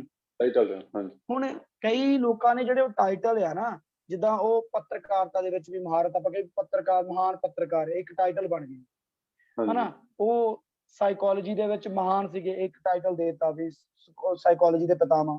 ਤਾਂ ਉਹ ਜਿਹੜੇ ਟਾਈਟਲਾਂ ਨੂੰ ਲੋਕਾਂ ਨੇ ਜੋੜ ਕੇ, ਜਾਂ ਜਿਹੜੇ ਲੈਂਗੁਏਜ ਭਾਜੀ ਉਹਨੇ ਲੈਂਗੁਏਜ ਵੀ ਵਿੱਚ ਜੋੜ ਦਿੱਤੀ ਇੰਦਰ ਜੀ, ਉਹ ਲੈਂਗੁਏਜ 9 ਤੋਂ ਵੱਧ ਭਾਸ਼ਾਵਾਂ ਸ਼ਾਇਦ ਬਾਬਾ ਸਾਹਿਬ ਨੂੰ, ਕਿਉਂਕਿ ਜਿੱਦਾਂ ਮਰਾਠੀ ਬਾਬਾ ਸਾਹਿਬ ਨੂੰ ਬਹੁਤ ਅੱਛੀ ਤਰ੍ਹਾਂ ਆਉਂਦੀ ਸੀ, ਹਿੰਦੀ ਤਾਂ ਨੈਚੁਰਲੀ ਆਉਂਦੀ ਸੀਗੀ ਨਾ, ਇੰਗਲਿਸ਼। ਤੇ ਬਾਬਾ ਸਾਹਿਬ ਨੂੰ ਜਦੋਂ ਇੱਥੇ ਸੰਸਕ੍ਰਿਤ ਨਹੀਂ ਪੜ੍ਹਨ ਦਿੱਤੀ, ਉਹਨਾਂ ਨੂੰ ਫਾਰਸੀ ਪੜ੍ਹਨੀ ਪਈ, ਤੇ ਉਹਨਾਂ ਨੇ ਫਿਰ ਬਾਹਰ ਜਾ ਕੇ ਫਿਰ ਉਹ ਸੰਸਕ੍ਰਿਤ ਪੜ੍ਹੀ। ਤੇ ਇੱਥੋਂ ਤੁਸੀਂ ਹਿਸਾਬ ਲਾ ਲਓ ਵੀ ਉਹਨਾਂ ਨੂੰ ਭਾਸ਼ਾ, ਮੈਂ ਤਾਂ ਕਹਿੰਦਾ ਹੋ ਸਕਦਾ ਬਾਬਾ ਸਾਹਿਬ ਨੂੰ 9 ਤੋਂ ਵੀ ਜ਼ਿਆਦਾ ਭਾਸ਼ਾਵਾਂ, ਉਹ ਕੋਈ ਆਪਾਂ ਚੈਲੰਜ ਨਹੀਂ ਕਰ ਸਕਦੇ। ਕਿਉਂਕਿ ਬਾਬਾ ਸਾਹਿਬ ਨਾਲ ਜਿੱਦਾਂ ਨਾਨਕ ਚੰਦ ਰੱਤੂ ਜੀ ਰਹਿੰਦੇ ਸੀਗੇ, ਸੋਹਣ ਲਾਲ ਸ਼ਾਸਤਰੀ ਜੀ ਉਹਨਾਂ ਦੇ ਨਾਲ ਟੱਚ 'ਚ ਰਹੇ ਆ। ਹੁਣ ਇਹ ਬੰਦੇ ਪੰਜਾਬੀ ਸੀਗੇ, ਤੇ ਬਾਬਾ ਸਾਹਿਬ ਨਾਲ ਹੋ ਸਕਦਾ ਬਾਬਾ ਸਾਹਿਬ ਨੇ ਉਹਨਾਂ ਤੋਂ ਪੰਜਾਬੀ ਵੀ ਸਿੱਖ ਲਈ ਹੋਵੇ। ਅਸੀਂ ਭਾਸ਼ਾਵਾਂ ਦੇ ਉਹਦੇ ਲਈ ਸਾਨੂੰ ਕੋਈ ਯੂਨੀਵਰਸਿਟੀਆਂ ਦੀ ਰੈਕੋਗਨੀਸ਼ਨ, ਪਰ ਜਦੋਂ ਨਹੀਂ ਹੈਗਾ, ਉਹ ਦੱਸਣਾ ਪੈਂਦਾ ਜਿੱਦਾਂ ਤੁਸੀਂ ਕਲੀਅਰ ਕੀਤਾ, ਪੈਮਾਨਾ ਨਹੀਂ ਹੈਗਾ। ਭਾਸ਼ਾ ਉਹਨਾਂ ਨੂੰ 15 ਆਉਂਦੀਆਂ ਸੀ ਜਾਂ 2 ਆਉਂਦੀਆਂ ਸੀਗੀਆਂ, ਡਿਗਰੀਆਂ ਉਹਨਾਂ ਤੋਂ 32 ਸੀ ਜਾਂ 7-8 ਸੀ, ਪੈਮਾਨਾ ਨਹੀਂ। ਉਹਨਾਂ ਦੇ ਕੰਮ ਮਾਇਨੇ ਰੱਖਦੇ ਆ ਵੀ ਨਹੀਂ ਕੰਮ ਜਿਹੜੇ ਬਿਲਕੁਲ ਉਹਨਾਂ ਨੇ, ਮੈਂ ਉਹੀ ਕਹਿ ਰਿਹਾ ਨਾ, ਜੇ ਫਿਰ ਇੱਥੇ ਜਿਹੜਾ ਮੈਨੂੰ ਮਤਲਬ ਜਿਹੜੀਆਂ ਮੈਂ ਤੁਹਾਨੂੰ ਲਿਸਟ ਵੀ ਪੇਜ ਸ਼ੇਅਰ ਕੀਤੀ ਸੀ ਤੁਹਾਡੇ ਨਾਲ, ਹਾਂਜੀ ਵੀ ਬਾਬਾ ਸਾਹਿਬ ਹਾਂਜੀ ਨੇ ਬੀਏ ਤੋਂ ਬਾਅਦ ਐਮਏ, ਠੀਕ ਹੈ, ਐਮਏ ਤੋਂ ਬਾਅਦ ਫਿਰ ਪੀਐਚਡੀ, ਫਿਰ ਉਹਨਾਂ ਨੇ ਐਮਐਸਸੀ ਤੋਂ ਬਾਅਦ ਫਿਰ ਉਹਦੀ ਡੀਐਸਸੀ ਕੀਤੀ ਬਾਬਾ ਸਾਹਿਬ ਨੇ, ਹਨਾ, ਜੀ ਜਿਹੜੀ ਕਿ ਡਿਗਰੀ ਬਹੁਤ ਘੱਟ ਲੋਕਾਂ ਨੇ ਕੀਤੀ। ਆਪਾਂ ਕਹਿੰਦੇ ਵੀ ਜੇ ਕਿਸੇ ਭਾਰਤ ਦੇ ਵਿੱਚੋਂ ਕੀਤੀ ਤੇ ਸਾਡੇ ਜਿਹੜੇ ਸਾਬਕਾ ਰਾਸ਼ਟਰਪਤੀ ਰਹਿ ਚੁੱਕੇ KR ਨਾਰਾਇਣਨ ਤੇ ਉਸ ਤੋਂ ਪਹਿਲਾਂ ਬਾਬਾ ਸਾਹਿਬ, ਇਹ ਦੋ ਵਿਅਕਤੀਆਂ ਨੇ ਕਹਿੰਦੇ ਕੀਤੀ, ਜੋ ਸਾਨੂੰ ਰਿਕਾਰਡ ਮਿਲਦਾ ਅੱਜ ਤੱਕ। ਹੋ ਸਕਦਾ ਹੁਣ ਕਿਸੇ ਨੇ ਕਰ ਲਈ ਹੋਵੇ, ਮੈਂ ਕਹਿ ਨਹੀਂ ਸਕਦਾ। ਤੋਂ ਜੀ ਜੀ ਇਦਾਂ ਕਰਕੇ ਫਿਰ ਜਿਹੜੀਆਂ ਡਿਗਰੀਆਂ, ਫਿਰ ਬਾਬਾ ਸਾਹਿਬ ਨੇ ਬਾਰ ਐਟ ਲਾਅ ਕੀਤੀ। ਉਹ ਤੋਂ ਬਾਅਦ ਜਿਹੜੀਆਂ ਦੋ ਡਿਗਰੀਆਂ 1952 ਤੇ 53 ਚ ਆਨਰੇਰੀ ਕੌਜ਼ਾ, ਜੋ ਔਨ ਰਿਕਾਰਡ ਮਿਲਦਾ, ਮਤਲਬ ਇਹ ਜੀਅਰ ਵਾਈਜ਼ ਜੀ ਕਿ ਕਿਹੜੀ ਜੀ ਯੂਨੀਵਰਸਿਟੀ ਦਿੰਦੀ ਹੈ, ਠੀਕ ਹੈ। ਸੰਵਿਧਾਨ ਲਿਖਣ ਦੇ ਲਈ ਕੋਲੰਬੀਆ ਯੂਨੀਵਰਸਿਟੀ ਨੇ ਕੋਲੰਬੀਆ ਡਿਗਰੀ ਦਿੱਤੀ ਡੀਲਿਟ ਦੀ, ਤੇ ਇਦਾਂ ਹੀ ਫਿਰ ਜਿਹੜੀ ਇੰਡੀਆ ਤੋਂ ਮਿਲੀ ਸੀ, ਇਦਾਂ ਹੀ ਦੋ ਜੋ ਮਤਲਬ ਮੈਨੂੰ ਮਤਲਬ ਸਰਚ ਦੇ ਵਿੱਚ ਮੈਂ ਇਹੀ ਦਰਸ਼ਕਾਂ ਨੂੰ ਅਪੀਲ ਕਰਦਾ ਵੀ ਜੇ ਤੁਹਾਡੇ ਕੋਲ ਸਾਡੀ ਜਾਣਕਾਰੀ ਦੇ ਨਾਲੋਂ ਜਾਣਕਾਰੀ ਚ ਵਾਧਾ ਐਡੀਸ਼ਨਲ ਕਰ ਸਕਦੇ ਜਾਣਕਾਰੀ ਆ। ਹੈਗੀ ਹੈ ਤਾਂ ਸ਼ੇਅਰ ਜ਼ਰੂਰ ਕਰੋ। ਹਾਂਜੀ, ਸ਼ੇਅਰ ਜੀ ਜ਼ਰੂਰ ਕਰੋ, ਤਾਂ ਕਿ ਜਦੋਂ ਅਸੀਂ ਮੰਚ ਤੋਂ ਮੈਂ ਬੋਲਾਂ ਜਾਂ ਕੋਈ ਹੋਰ ਬੁਲਾਰਾ ਬੋਲੇ ਤਾਂ ਉਹ ਸਹੀ ਜਾਣਕਾਰੀ ਲੋਕਾਂ 'ਚ ਦੇ ਸਕੀਏ ਤੇ ਬੱਚਿਆਂ ਨੂੰ ਸਹੀ ਤੱਕ, ਕਿਉਂਕਿ ਜਿਹੜਾ ਸਮਾਜ ਦੇ ਵਿੱਚ ਬੱਚੇ ਆ, ਜਦੋਂ ਉਹ ਮੈਨੂੰ ਹੀ ਸਵਾਲ ਪੁੱਛ ਲੈਂਦੇ, ਜੇ ਮੰਨ ਲਓ ਹੁਣ ਮੈਂ 32 ਬੋਲਾਂਗਾ, ਮੈਨੂੰ ਪੁੱਛਣਗੇ ਵੀ ਸਰ ਜੀ ਪਲੀਜ਼ ਸਾਨੂੰ ਦੱਸ ਸਕਦੇ ਹੋ ਡਿਗਰੀਆਂ ਕਿਹੜੀ ਕਿਹੜੀਆਂ, ਹੁਣ ਮੈਂ ਬੱਚੇ ਨੂੰ ਕੀ ਕਹਾਂਗਾ, ਮੇਰੇ ਕੋਲ ਜਵਾਬ ਨਹੀਂ ਹੋਏਗਾ। ਤਾਂ ਮੈਨੂੰ ਇਸ ਲਈ ਕੋਸ਼ਿਸ਼ ਹੁੰਦੀ ਆ ਵੀ ਜਿਹੜੀ ਇਨਫੋਰਮੇਸ਼ਨ ਮੈਂ ਦੇ ਸਕਦਾ ਜਾਂ ਜਿਹਦੇ ਮੇਰੇ ਕੋਲ ਪ੍ਰਮਾਣ ਹੈਗੇ ਆ, ਜਿਹਨੇ ਜਾਂ ਉਹਨਾਂ ਦੇ ਲੈਟਰ ਹੈਡ ਤੋਂ ਆਪਾਂ ਸਾਬਿਤ ਕਰ ਸਕਦੇ ਹਾਂ, ਬਾਬਾ ਸਾਹਿਬ ਦੇ ਜਿਹੜੀਆਂ ਯੂਨੀਵਰਸਿਟੀਆਂ ਦੇ ਕੋਲੋਂ ਆਪਾਂ ਰਿਕਾਰਡ ਮਿਲਦਾ ਆ, ਜਾਂ ਆਪਣੀਆਂ ਜਿੱਦਾਂ ਧਨੰਜੇ ਕਰੀਰ ਹੋਣਾ ਦੀ ਜਿਹੜੀ ਹੈਗੀ ਆ ਬਾਇਓਗ੍ਰਾਫੀ ਬਾਬਾ ਸਾਹਿਬ ਦੀ ਲਿਖੀ, ਉਹਦੇ ਵਿੱਚੋਂ ਮਿਲਦਾ ਹੈ, ਜਾਂ ਹੋਰ ਬਹੁਤ ਸਾਰੇ ਆਥਰਸ ਨੇ ਜਿੱਦਾਂ ਵਿਜੇ ਮਨਕਰ ਜੀ ਹੈਗੇ ਮਹਾਰਾਸ਼ਟਰ, ਉਹਨਾਂ ਦੀਆਂ ਕਿਤਾਬਾਂ, ਉਹ ਤੋਂ ਜੋ ਪ੍ਰਮਾਣ ਮਿਲਦੇ ਉਹ ਤਾਂ ਇਹੀ ਮਿਲਦੇ ਵੀ ਮੈਨੂੰ ਇਹ, ਕਿਉਂਕਿ ਐਡੀਸ਼ਨਲ ਹਾਂ ਇਹ ਕਈ ਵਾਰੀ ਇਹ ਜਿਹੜੀਆਂ ਕਨਫਿਊਜ਼ਨ ਮੈਨੂੰ ਲੱਗਦਾ ਆ ਵੀ ਬਾਬਾ ਸਾਹਿਬ ਬਹੁਤ ਸਾਰੇ ਸਬਜੈਕਟ 'ਚ ਮਾਹਰ ਸੀਗੇ। ਹੁਣ ਮਾਹਰ ਹੋਣ ਦੇ ਲਈ ਡਿਗਰੀਆਂ ਦਾ ਜ਼ਰੂਰੀ ਨਹੀਂ ਹੁੰਦਾ। ਹੁਣ ਇੱਕ ਬੰਦਾ ਮੈਸਨ ਦਾ ਮਾਹਰ ਹੈਗਾ ਜਾਂ ਕਾਰਪੈਂਟਰ ਹੈਗਾ, ਜ਼ਰੂਰੀ ਨਹੀਂ ਉਹ ਤੋਂ ਡਿਗਰੀ ਵੀ ਹੋਵੇ। ਹੁਣ ਮੈਂ ਇਹ ਸੋਚਦਾ ਵੀ ਹੋ ਸਕਦਾ ਸਮਾਜ ਦੇ ਵਿੱਚ ਬਾਬਾ ਸਾਹਿਬ 32 ਤੋਂ ਵੱਧ ਵਿਸ਼ਿਆਂ 'ਚ ਮਾਹਰ ਹੋਣਗੇ। ਉਹਦੇ ਵਿਸ਼ੇ ਕਿਹੜੇ, ਜਿੱਦਾਂ ਐਂਥਰੋਪੋਲੋਜੀ ਹੋ ਗਈ, ਬਾਬਾ ਸਾਹਿਬ ਨੂੰ ਨਾ ਉਹਦੇ ਵਿੱਚ ਐਮਏ ਦੇ ਵਿੱਚ ਪੜ੍ਹੇ ਉਹਨਾਂ ਨੇ, ਮੇਜਰ ਸਬਜੈਕਟ ਉਹਨਾਂ ਦਾ ਇਕਨੋਮਿਕਸ ਸੀਗੀ, ਉਹਨੇ 7-8 ਸਬਜੈਕਟ ਪੜ੍ਹੇ ਆ, ਕਿਉਂਕਿ ਜਿਹੜਾ ਕਾਸਟ ਇਨ ਇੰਡੀਆ ਸਬਜੈਕਟ ਆ ਉਹ ਐਂਥਰੋਪੋਲੋਜੀ ਡਿਪਾਰਟਮੈਂਟ 'ਚ ਉਹਨਾਂ ਨੇ ਪ੍ਰੈਜ਼ੈਂਟ ਕੀਤਾ ਸੀ। ਇਹਦਾ ਮਤਲਬ ਬਾਬਾ ਸਾਹਿਬ ਦਾ ਟੱਚ ਸੀ, ਬਾਬਾ ਸਾਹਿਬ ਨੂੰ ਉਹਦੀ ਵੀ ਨੌਲੇਜ ਸੀਗੀ, ਤਾਂ ਉਹਦੀ ਵੱਖਰੀ ਡਿਗਰੀ ਨਹੀਂ ਐਮਏ ਦੇ ਵਿੱਚ ਉਹਨਾਂ ਨੇ ਕੀਤਾ। ਤੇ ਕਿਉਂਕਿ 1917 ਦੇ ਵਿੱਚ ਉਹ ਪੇਪਰ ਪ੍ਰੈਜ਼ੈਂਟ ਕੀਤਾ ਸ਼ਾਇਦ, ਜਿਹੜਾ ਕਾਸਟ ਇਨ ਇੰਡੀਆ ਹੈ ਨਾ, ਤੇ ਉਹਦਾ ਮੈਕੈਨਿਜ਼ਮ ਦਾ, ਜਿਹੜਾ ਬਾਬਾ ਸਾਹਿਬ ਦਾ ਪਹਿਲਾ ਆਰਟੀਕਲ ਜਿਹਨੇ ਮਤਲਬ ਬਾਬਾ ਸਾਹਿਬ ਨੂੰ ਫਿਲਾਸਫਰਾਂ ਦੇ ਵੱਡੇ ਫਿਲਾਸਫਰਾਂ ਦੀ ਲਾਈਨ ਲਿਆ ਕੇ ਖੜਾ, ਨਾਮ ਉਹਨਾਂ ਦਾ, ਉਹਨਾਂ ਦੀ ਜਾਣ ਪਛਾਣ, ਉਹਨਾਂ ਦਾ ਇੱਕ ਨਾਮ ਖੜਾ ਕਰ ਦਿੱਤਾ ਹੈਗਾ ਭਾਰਤ ਵਿੱਚ ਵੀ ਕੋਈ ਹੈ। ਬਹੁਤ ਵੱਡੀ ਉਹ ਰਿਸਰਚ ਸੀਗੀ ਬਾਬਾ ਸਾਹਿਬ ਦੀ, ਜਿਹੜੀ ਆਥੈਂਟਿਕ ਸੀਗੀ। ਤਾਂ ਮੇਰੇ ਕਹਿਣ ਦਾ ਮਤਲਬ ਦੇਖੋ, ਬਾਬਾ ਸਾਹਿਬ ਦੇ ਤਾਂ ਗਿਆਨ ਉਹਦੇ ਨਾਲ ਡਿਗਰੀਆਂ ਦਾ ਹੋਣ ਦਾ ਤਾਂ ਹਲੇ ਤੋਂ ਕਰ ਨਹੀਂ ਸੀ, ਪਰ ਉਹ ਗਿਆਨ ਦਾ ਉਹਨਾਂ ਨੇ ਉਦੋਂ ਹੀ ਆਪਣਾ ਸਾਬਤ ਕਰ ਦਿੱਤਾ ਜੀ ਵੀ ਮੈਂ ਇਸ ਲੈਵਲ ਦਾ ਮੇਰਾ ਲੈਵਲ ਆ। ਤਾਂ ਉੱਥੇ ਇਹ ਸਾਨੂੰ ਮਤਲਬ ਮੇਰਾ ਇਹੀ ਮੰਨਣਾ ਹੈ ਵੀ ਜਿਹੜੇ ਉਹਨਾਂ ਨੇ ਸਬਜੈਕਟ, ਜਿੱਦਾਂ ਪੱਤਰਕਾਰਤਾ ਦੇ ਵਿੱਚ ਬਾਬਾ ਸਾਹਿਬ ਨੇ 5 ਮੈਗਜ਼ੀਨ ਕੱਢੇ ਹਨਾ, ਆਪਾਂ ਮੂਕ ਨਾਇਕ ਤੋਂ ਲੈ ਕੇ ਪ੍ਰਬੁੱਧ ਭਾਰਤ ਤੱਕ, ਜਿਹਦੇ ਵਿੱਚ ਜਨਤਾ ਵੀ ਸੀਗਾ, ਠੀਕ ਹੈ, ਹੋਰ ਵੀ ਉਹਨਾਂ ਨੇ ਕੱਢੇ 5 ਮੈਗਜ਼ੀਨ। ਇਹਦਾ ਮਤਲਬ ਬਾਬਾ ਸਾਹਿਬ ਕਿੰਨੇ ਐਕਸਪਰਟ ਸੀਗੇ ਪੱਤਰਕਾਰਾਂ ਦੇ ਵਿੱਚ, ਤੇ ਬਾਬਾ ਸਾਹਿਬ ਨੇ ਕਿੰਨੀ ਮੀਡੀਆ ਦੇ ਉੱਤੇ ਜਿਹੜੀ ਉਹਨਾਂ ਨੇ ਜ਼ੋਰ ਦਿੱਤਾ, ਇੱਥੋਂ ਤੁਸੀਂ ਆਈਡੀਆ, ਇਹਦਾ ਮਤਲਬ ਬਾਬਾ ਸਾਹਿਬ ਨੂੰ ਨੌਲੇਜ ਸੀਗੀ। ਫਿਰ ਬਾਬਾ ਸਾਹਿਬ ਦਾ ਰਿਸਰਚ ਵਰਕ ਦੀ ਗੱਲ ਕਰੀਏ, ਅੱਜ ਰਿਸਰਚ ਸਕਾਲਰ ਰੱਖੇ ਜਾਂਦੇ ਆ ਯੂਨੀਵਰਸਿਟੀਆਂ ਦੇ ਵਿੱਚ ਲਾਅ ਬਣਾਉਣ ਲਈ, ਤਾਂ ਬਾਬਾ ਸਾਹਿਬ ਨੇ ਕਿੰਨਾ ਉੱਤੇ ਕੰਮ ਕੀਤਾ। ਬਾਬਾ ਸਾਹਿਬ ਨੂੰ ਫਾਈਨਾਂਸ ਦੇ ਵਿੱਚ ਕਿੰਨੇ ਐਕਸਪਰਟ ਸੀਗੇ, ਬਾਬਾ ਸਾਹਿਬ ਪਲੈਨਿੰਗ ਦੇ ਵਿੱਚ ਕਿੰਨੇ ਐਕਸਪਰਟ ਸੀਗੇ। ਤਾਂ ਇਦਾਂ ਦੇ ਜਿਹੜੇ ਸਬਜੈਕਟ ਪਾਈਏ, ਹੋ ਸਕਦਾ ਉਹ 32 ਤੋਂ, ਜਿੱਦਾਂ ਕੇਜਰੀਵਾਲ ਨੇ ਬਿਆਨ ਦਿੱਤਾ ਇਲੈਕਸ਼ਨ ਦੇ ਵਿੱਚ, ਆਈ ਗੈਸ ਜਿੱਥੇ ਕਿ ਮੈਂ ਸੁਣਿਆ ਸੀਗਾ ਵੀ ਉਹਨੇ ਕਿਹਾ ਬਾਬਾ ਸਾਹਿਬ 64 ਵਿਸ਼ਿਆਂ 'ਚ ਮਾਸਟਰ ਸੀਗੇ। ਹੁਣ ਮਾਸਟਰ ਮੈਂ ਉਹੀ ਕਹਿੰਦਾ, ਡਿਗਰੀਆਂ ਵਾਲੇ ਮਾਸਟਰ ਨਾ ਕਹੋ, ਸਬਜੈਕਟ ਵਾਈਜ਼। ਹਾਂ, ਹੁਣ ਬਾਬਾ ਸਾਹਿਬ ਜਿਹੜਾ ਗਿਆਨ ਹੈ ਉਹ ਹੋ ਸਕਦਾ 64, ਜਿੱਦਾਂ ਉਹਨੇ, ਮੈਂ ਕਿਹਾ ਵੀ ਹੋ ਸਕਦਾ ਆਉਣ ਵਾਲੇ ਸਮੇਂ 'ਚ ਅਸੀਂ ਸਾਨੂੰ ਰਿਸਰਚ ਕਰਕੇ ਪਤਾ ਲੱਗੇ ਬਾਬਾ ਸਾਹਿਬ ਕੋਲ 100 ਤੋਂ ਵੱਧ ਵਿਸ਼ਿਆਂ ਦੇ ਵਿੱਚ ਇਦਾਂ ਦੇ ਗਿਆਨ ਸੀਗਾ ਜਿਹਨਾਂ ਦਾ ਸਾਨੂੰ ਅੱਜ ਤੱਕ ਨਹੀਂ ਹੈਗਾ। ਬਿਲਕੁਲ, ਪਰ ਅਸੀਂ ਉਹਨਾਂ ਨੂੰ ਡਿਗਰੀਆਂ, ਅਸੀਂ ਉਹੀ ਨਾ ਵੀ ਉਪਾਧੀਆਂ ਤੇ ਡਿਗਰੀਆਂ ਦੇ ਵਿੱਚ ਉਹ ਇੱਕੋ ਮਿਕਸ ਹੋ ਗਿਆ, ਉਹੀ ਜਿੱਦਾਂ ਟਾਈਟਲ ਦੇ ਦਿੱਤੇ ਜਾਂਦੇ ਜੀ। ਜਿੱਦਾਂ ਆਪਣਾ ਡਾਕਟਰ ਸਾਹਿਬ ਆਪਣੇ ਉਹੀ ਗੱਲ ਆ ਗਈ ਹੈ ਨਾ ਵੀ ਪੈਮਾਨਾ ਜਿਹੜਾ ਹੈਗਾ ਆ, ਉਹ ਇਹਦੇ ਨਾਲ ਅਸੀਂ ਵੱਡਾ ਕਰਨ ਦੀ ਕੋਸ਼ਿਸ਼ ਨਾ ਕਰੀਏ ਵੀ ਬਾਬਾ ਸਾਹਿਬ ਕੋਲ ਇਹਦੀਆਂ ਡਿਗਰੀਆਂ ਸੀ, ਉਹ ਸਭ ਤੋਂ ਵੱਧ ਪੜ੍ਹੇ ਲਿਖੇ ਸੀ, ਉਹ ਸਭ ਤੋਂ ਵੱਧ ਭਾਸ਼ਾਵਾਂ ਆਉਂਦੀਆਂ ਸੀ, ਇਹਦੇ ਨਾਲ ਪੈਮਾਨਾ ਨਾ ਲਾਈਏ ਅਸੀਂ। ਗੂਗਲ ਵਾ, ਤੁਸੀਂ ਤੁਹਾਡੀ ਬਸ ਵੀ ਸੁਣ ਵੀ ਜਿੱਦਾਂ ਉਹ ਗੂਗਲ ਆ, ਗੂਗਲ ਦੇ ਉੱਪਰ ਲੋਕ ਜਦੋਂ ਸਰਚ ਕਰਦੇ ਆ, ਸਾਨੂੰ 32 ਡਿਗਰੀਆਂ ਦੱਸਣੀਆਂ ਔਖੀਆਂ ਹੋਣੀਆਂ, ਫਿਰ ਅਸੀਂ ਫੜ ਕੇ ਇੱਧਰੋਂ ਪੂਰੀਆਂ ਕਰਾਂਗੇ। ਮੈਂ ਤਾਂ ਕਹਿੰਦਾ ਅਸਲ ਦੇ ਵਿੱਚ ਉਹਨਾਂ ਦੇ ਕੰਮ ਜਿਹੜੇ ਆ, ਉਹਨਾਂ ਦੇ ਕੰਮ ਦੱਸੋ ਵੀ ਉਹਨੀ ਪੜ੍ਹਾਈ ਤੋਂ ਬਾਅਦ ਚ ਕੀਤਾ ਕੀ, ਪੜ੍ਹਦੇ ਸਾਰ ਨਾਲ ਕੀਤਾ ਕੀ ਉਹਨਾਂ ਦੇ ਕੰਮ ਬੋਲਦੇ ਆ, ਉਹਨਾਂ ਦੇ ਕੰਮਾਂ ਕਰਕੇ ਅਸੀਂ ਉਹਨਾਂ ਨੂੰ ਯਾਦ ਕਰਦੇ ਹਾਂ। ਜੇ ਉਹ ਇੰਨੀਆਂ ਪੜ੍ਹਾਈ ਕਰਕੇ ਸਮਾਜ ਲਈ ਕੁਛ ਨਾ ਕਰਦੇ ਤੇ ਬਹੁਤ ਸਾਰੇ ਬੰਦੇ ਸੀਗੇ ਜਿਹੜੇ ਅੱਜ ਪੜ੍ਹੇ ਆ, ਜਿਨ੍ਹਾਂ ਦੇ ਸਾਨੂੰ ਨਾਮ ਹੀ ਨਹੀਂ ਪਤਾ ਹੈਗੇ। ਤੇ ਉਸ ਤੋਂ ਬਾਅਦ ਵਿੱਚ ਫਿਰ ਉਹਨਾਂ ਦਾ ਜਿਹੜਾ ਹੈਗਾ ਆ ਸਿਰਫ ਤੇ ਸਿਰਫ ਪੜ੍ਹ ਲਿਆ, ਨੌਕਰੀ ਤੱਕ। ਬਾਬਾ ਸਾਹਿਬ ਨੇ ਤਾਂਹੀਓ ਤਾਂ ਕਿਹਾ ਸੀ ਵੀ ਤੁਹਾਡੀ ਪੜ੍ਹਾਈ ਜਿਹੜੀ ਆ ਨੌਕਰੀ ਤੱਕ ਨਹੀਂ ਸੀਮਿਤ ਹੋਣੀ ਚਾਹੀਦੀ। ਤੁਹਾਡੀ ਪੜ੍ਹਾਈ ਇਕੱਲੀ ਨੌਕਰੀ ਤੱਕ ਨਹੀਂ ਸੀਮਿਤ ਹੋਣੀ ਚਾਹੀਦੀ। ਸਾਡੇ ਸਮਾਜ ਦੀ ਸੋਚ ਜਿਹੜੀ ਆ ਪੜ੍ਹਾਈ ਨੂੰ ਨੌਕਰੀ ਨਾਲ ਕੰਪੇਅਰ ਕਰਨਾ ਹੋ ਗਿਆ। ਭਾਰਤ ਵਿੱਚ ਨੌਕਰੀ ਨਾਲ ਹੀ ਇਕੱਲਾ ਕੰਪੇਅਰ ਕਰਕੇ ਦੇਖਿਆ ਜਾਂਦਾ ਆ। ਤੇ ਬਹੁਤ ਸਾਰੀਆਂ ਗੱਲਾਂ ਸੀਗੀਆਂ ਤੇ ਆਪਣਾ ਸਮਾਂ ਜਿਹੜਾ ਕਾਫੀ ਹੋ ਗਿਆ। ਮੈਂ ਚਾਹੁੰਦਾ ਵੀ ਆਪਾਂ ਅਗਲੇ ਵਿਸ਼ੇ ਤੇ ਕਦੀ ਫੇਰ ਜੁੜੀਏ ਤਾਂ ਇਸ ਵਿਸ਼ੇ ਤੇ ਗੱਲ ਕਰੀਏ ਕਿ ਦੇਸ਼ ਦੇ ਸ਼ਾਸਕ ਬਣਨਾ ਇਕੱਲਾ ਨੌਕਰੀ ਤੱਕ ਹੀ ਸੀਮਿਤ ਸੀਗਾ ਜਾਂ ਫਿਰ ਬਾਬਾ ਸਾਹਿਬ ਨੇ ਹੋਰ ਜਿਹੜੇ ਉਹਨਾਂ ਦੇ ਕੰਮ ਜਿਹੜੇ ਜਿੱਦਾਂ ਆਪਾਂ ਅੱਜ ਉਹਨਾਂ ਦੀਆਂ ਜਿਹੜੀਆਂ ਮਾਸਟਰ ਸੀਗੇ ਜਿਹੜੇ ਕੰਮਾਂ 'ਚ, ਉਹਨਾਂ ਤੇ ਆਪਾਂ ਫੇਰ ਇਸ ਗੱਲ ਨੂੰ ਅੱਗੇ ਆਪਾਂ ਤੋਰਾਂਗੇ। ਤੁਹਾਡਾ ਡਾਕਟਰ ਸਾਹਿਬ ਬਹੁਤ ਬਹੁਤ ਧੰਨਵਾਦ ਆ, ਤੁਸੀਂ ਅੱਜ ਦੇ ਪ੍ਰੋਗਰਾਮ ਵਿੱਚ ਜੁੜੇ ਆ, ਆਪਣੀ ਗੱਲ ਰੱਖੀ ਹੈ। ਤੇ ਲਾਸਟ ਵਿੱਚ ਕੁਝ ਕਹਿਣਾ ਚਾਹੋਗੇ ਤਾਂ ਮੈਸੇਜ ਦੇਣਾ ਚਾਹੋਗੇ ਤਾਂ ਦੇ ਸਕਦੇ ਹਾਂ। ਹਾਂਜੀ ਹਾਂਜੀ, ਪਹਿਲਾਂ ਤਾਂ ਮੈਂ ਮਾਫੀ ਚਾਹੁੰਦਾ ਵੀ ਆਪਾਂ ਨੂੰ ਪਹਿਲਾਂ ਤਾਂ ਬਾਬਾ ਸਾਹਿਬ ਦੇ 132ਵੇਂ ਜਨਮ ਦਿਨ ਤੇ ਮੁਬਾਰਕਾਂ ਪਹਿਲੇ ਦੇ ਦੇਣੀਆਂ ਚਾਹੀਦੀਆਂ ਸੀਗੀਆਂ। ਤਾਂ ਮੇਰੇ ਵੱਲੋਂ ਜਿਹੜੇ ਵੀ ਚੈਨਲ ਦੇਖ ਰਹੇ ਨੇ ਜਾਂ ਦੇਖਣਗੇ ਬਾਅਦ 'ਚ, ਉਹਨਾਂ ਸਭ ਦਰਸ਼ਕਾਂ ਨੂੰ, ਵਿਸ਼ਵ ਦੇ ਲੋਕਾਂ ਨੂੰ ਬਾਬਾ ਸਾਹਿਬ ਦੇ 132ਵੇਂ ਜਨਮ ਦਿਨ ਦੀਆਂ ਬਹੁਤ ਬਹੁਤ ਮੁਬਾਰਕਾਂ। ਦੂਸਰੀ ਗੱਲ, ਜਿਹੜੀ ਅੱਜ ਮੈਂ ਮੰਚਾਂ ਤੋਂ ਸਿੱਖ ਕੇ ਵੀ ਆਇਆ ਜਾਂ ਮੈਂ ਬੋਲ ਕੇ ਵੀ ਆਇਆ, ਮੈਂ ਸਿੱਖ ਕੇ ਵੀ ਉਹਨਾਂ ਤੇ ਬੋਲ ਕੇ ਵੀ ਆਉਣਾ। ਅਸੀਂ ਬਾਬਾ ਸਾਹਿਬ ਨੂੰ ਨਾਰੀ ਦੇ ਮੁਕਤੀਦਾਤਾ ਕਹਿੰਦੇ ਹਾਂ, ਅਸੀਂ ਬਾਬਾ ਸਾਹਿਬ ਨੂੰ ਦਲਿਤਾਂ ਦੇ ਮੁਕਤੀਦਾਤਾ ਜਾਂ ਮਸੀਹਾ ਕਹਿੰਦੇ ਹਾਂ। ਤਾਂ ਮੈਨੂੰ ਲੱਗਦਾ ਵੀ ਇਹ ਟਾਈਟਲ ਦੇਣ ਨਾਲੋਂ ਅਸੀਂ ਬਾਬਾ ਸਾਹਿਬ ਨੂੰ ਜੋ ਦਈਏ ਉਹ ਮਨੁੱਖਤਾ ਦੇ ਰਹਿਬਰ ਜਾਂ ਮਨੁੱਖਤਾ ਦੇ ਮਸੀਹਾ ਕਹੀਏ, ਨਾ ਕਿ ਕਿਸੇ ਜਾਤ ਦੇ, ਨਾ ਕਿ ਕਿਸੇ ਪਰਟੀਕੂਲਰ ਸੈਕਟ ਦੇ। ਕਿਉਂਕਿ ਜੇ ਮਨੁੱਖਤਾ ਦੇ, ਕਿਉਂਕਿ ਮੈਂ ਤੁਹਾਨੂੰ ਦੱਸਿਆ ਵੀ ਮੈਨੂੰ ਇੱਕ ਵੈਬੀਨਾਰ ਸੀਗਾ ਪਾਕਿਸਤਾਨ ਦੇ ਵਿੱਚ, ਪੰਜਾਬ ਯੂਨੀਵਰਸਿਟੀ ਲਾਹੌਰ ਦੇ ਵਿੱਚ, ਉਹ ਕੁਛ ਜਿਹੜੇ ਉਹਨਾਂ ਨੇ ਕੰਟੈਕਟ ਕੀਤਾ ਮੈਨੂੰ ਤੇ ਉਹਨਾਂ ਨਾਲ ਮੈਂ ਵੈਬੀਨਾਰ 'ਚ ਗੱਲ ਹੋਈ। ਤਾਂ ਜਦੋਂ ਮੈਂ ਉੱਥੇ ਸੋਚਿਆ ਵੀ ਯਾਰ, ਨਾ ਤਾਂ ਪਾਕਿਸਤਾਨ ਦੇ ਵਿੱਚ, ਕਿਉਂਕਿ ਉੱਥੇ ਸਾਰੀ ਮੁਸਲਿਮ ਕੰਟਰੀ ਹੈ, ਉੱਥੇ ਬਹੁਤੀਆਂ ਦੂਜੀਆਂ ਜਾਤਾਂ ਦੇ ਜਾਂ ਬੰਦੇ ਨਹੀਂ ਹੈਗੇ, ਠੀਕ ਹੈ, ਮੁਸਲਿਮ ਕੰਟਰੀ, ਇਸਲਾਮਿਕ ਦੇਸ਼ ਹੈ, ਪਰ ਫਿਰ ਵੀ ਉਹ ਬਾਬਾ ਸਾਹਿਬ ਦਾ ਬਰਥਡੇ ਮਨਾ ਰਹੇ ਆ। ਇਹਦਾ ਮਤਲਬ ਬਾਬਾ ਸਾਹਿਬ ਨੂੰ ਅਸੀਂ ਬੰਨ ਰਹੇ ਹਾਂ, ਜੋ ਅਸੀਂ ਅੰਬੇਡਕਰੀ ਕੀ ਬੰਨਦੇ ਆ, ਦਾਇਰਾ ਛੋਟਾ ਕਰ ਰਹੇ ਹਾਂ, ਅਸੀਂ ਛੋਟਾ ਕਰ ਰਹੇ ਬਾਬਾ ਸਾਹਿਬ ਦਾ। ਅਸੀਂ ਦਾਇਰਾ ਕੀ ਕੀਤਾ ਜੀ? ਮੁਕਤੀ, ਨਾਰੀ ਦੇ ਮੁਕਤੀਦਾਤਾ। ਅਸੀਂ ਕੀ ਕੀਤਾ? ਦਲਿਤਾਂ ਦੇ ਮਸੀਹਾ, ਦਲਿਤਾਂ ਦੇ ਨੇਤਾ। ਮੈਂ ਕਹਿੰਦਾ ਉਹ ਦਲਿਤਾਂ ਦੇ ਨੇਤਾ ਨਹੀਂ, ਉਹ ਕੱਲੇ ਨਾਰੀਆਂ ਦੇ ਨੇਤਾ ਨਹੀਂ, ਮਸੀਹਾ ਨਹੀਂ ਹੋ ਗਏ, ਉਹ ਪੂਰੀ ਮਾਨਵਤਾ ਦੇ। ਕਿਉਂਕਿ ਯੈਸ, ਜਿਹੜੀ ਉਹਨਾਂ ਦੀ ਵਿਚਾਰਧਾਰਾ ਆ ਉਹ ਵਿਸ਼ਵ ਦੇ ਹਰ ਦੇਸ਼ ਦੇ ਵਿੱਚ ਅਪਣਾਈ ਜਾ ਸਕਦੀ ਆ। ਇਹ ਏਦਾਂ ਦੀ ਅੱਜ ਜਿਹੜਾ ਸਮਾਂ ਆ ਉਹ ਅੰਬੇਡਕਰਿਜ਼ਮ ਦਾ ਸਮਾਂ ਆ। ਤੇ ਅੰਬੇਡਕਰਿਜ਼ਮ ਜਿਹੜਾ ਏਦਾਂ ਦਾ ਇੱਕ ਕਹਿ ਲਓ ਸਿਧਾਂਤ ਆ ਜਿਹੜਾ ਕਿ ਕਿਸੇ ਨਾਲ ਵੀ ਪੱਖਪਾਤ ਦੀ ਗੱਲ ਨਹੀਂ ਕਰਦਾ, ਜਿਹੜਾ ਕਨਸਟੀਟਿਊਸ਼ਨਲ ਮੋਰੈਲਿਟੀ ਤੇ ਬੇਸਡ ਆ। ਸੋ ਅੱਜ ਤੋਂ ਮੈਨੂੰ ਲੱਗਦਾ ਵੀ ਸਾਨੂੰ ਬਾਬਾ ਸਾਹਿਬ ਨੂੰ ਛੋਟੇ ਛੋਟੇ ਟਾਈਟਲ ਦੇਣ ਦੇ ਨਾਲੋਂ ਮਨੁੱਖਤਾ ਦੇ ਮਸੀਹਾ ਵਰਡ ਯੂਜ਼ ਕਰੀਏ ਤਾਂ ਇਹ ਵੀ ਇੱਕ ਉਹਨਾਂ ਦੇ ਲਈ ਰਿਗਾਰਡ ਦੇ ਵਿੱਚ ਆਨਰ ਹੋਏਗਾ। ਇਹ ਵੀ ਮੈਨੂੰ ਲੱਗਦਾ ਵੀ ਇੱਕ ਟਾਈਟਲ ਐਡ ਹੋ ਜਾਏਗਾ, ਜਿੱਦਾਂ ਆਪਾਂ ਕਹਿੰਦੇ ਵੀ ਉਪਾਧੀਆਂ ਦੇ ਵਿੱਚ, ਇਹ ਵੀ ਇੱਕ ਉਪਾਧੀ ਹੋਏਗੀ ਵੀ ਉਹ ਮਨੁੱਖਤਾ ਦੇ ਮਸੀਹਾ ਬਾਬਾ ਸਾਹਿਬ doctor BR Ambedkar. Thank you, ਧੰਨਵਾਦ, ਬਹੁਤ ਬਹੁਤ ਧੰਨਵਾਦ ਤੁਹਾਡਾ, ਬਹੁਤ ਬਹੁਤ ਧੰਨਵਾਦ ਜੀ। ਤੇ ਆਪਾਂ ਸਾਥੀਓ, ਅੱਜ ਸਾਡੇ ਬਹੁਤ ਹੀ ਸਤਿਕਾਰਯੋਗ ਡਾਕਟਰ ਇੰਦਰਜੀਤ ਕਜਲਾ ਜੀ ਜੁੜੇ ਸੀ। ਉਹਨਾਂ ਨੇ ਬਹੁਤ ਹੀ ਜਿਹੜਾ ਆਪਣਾ ਐਕਸਪੀਰੀਅੰਸ ਵੀ ਰੱਖਿਆ ਤੇ ਬਾਬਾ ਸਾਹਿਬ ਜੀ ਦੀ ਜਿਹੜੀ ਜਿੰਨਾ ਉਹਨੇ ਪੜ੍ਹਿਆ ਉਹ ਗੱਲ ਜਿਹੜੀ ਰੱਖੀ ਆ। ਜਿੱਥੇ ਕਿਤੇ ਕੋਈ ਮਿਸਅੰਡਰਸਟੈਂਡਿੰਗ ਆ ਉਹਨੂੰ ਤੁਸੀਂ ਸੈੱਟ ਕਰ ਸਕਦੇ ਕਮੈਂਟਾਂ ਰਾਹੀਂ ਜਾਂ ਫਿਰ ਸਾਨੂੰ ਮੈਸੇਜ ਤੇ ਸਾਡੇ ਨਾਲ ਸੰਪਰਕ ਕਰਕੇ ਆਪਾਂ ਉਸ ਚੀਜ਼ ਨੂੰ ਸੁਧਾਰਾਂਗੇ।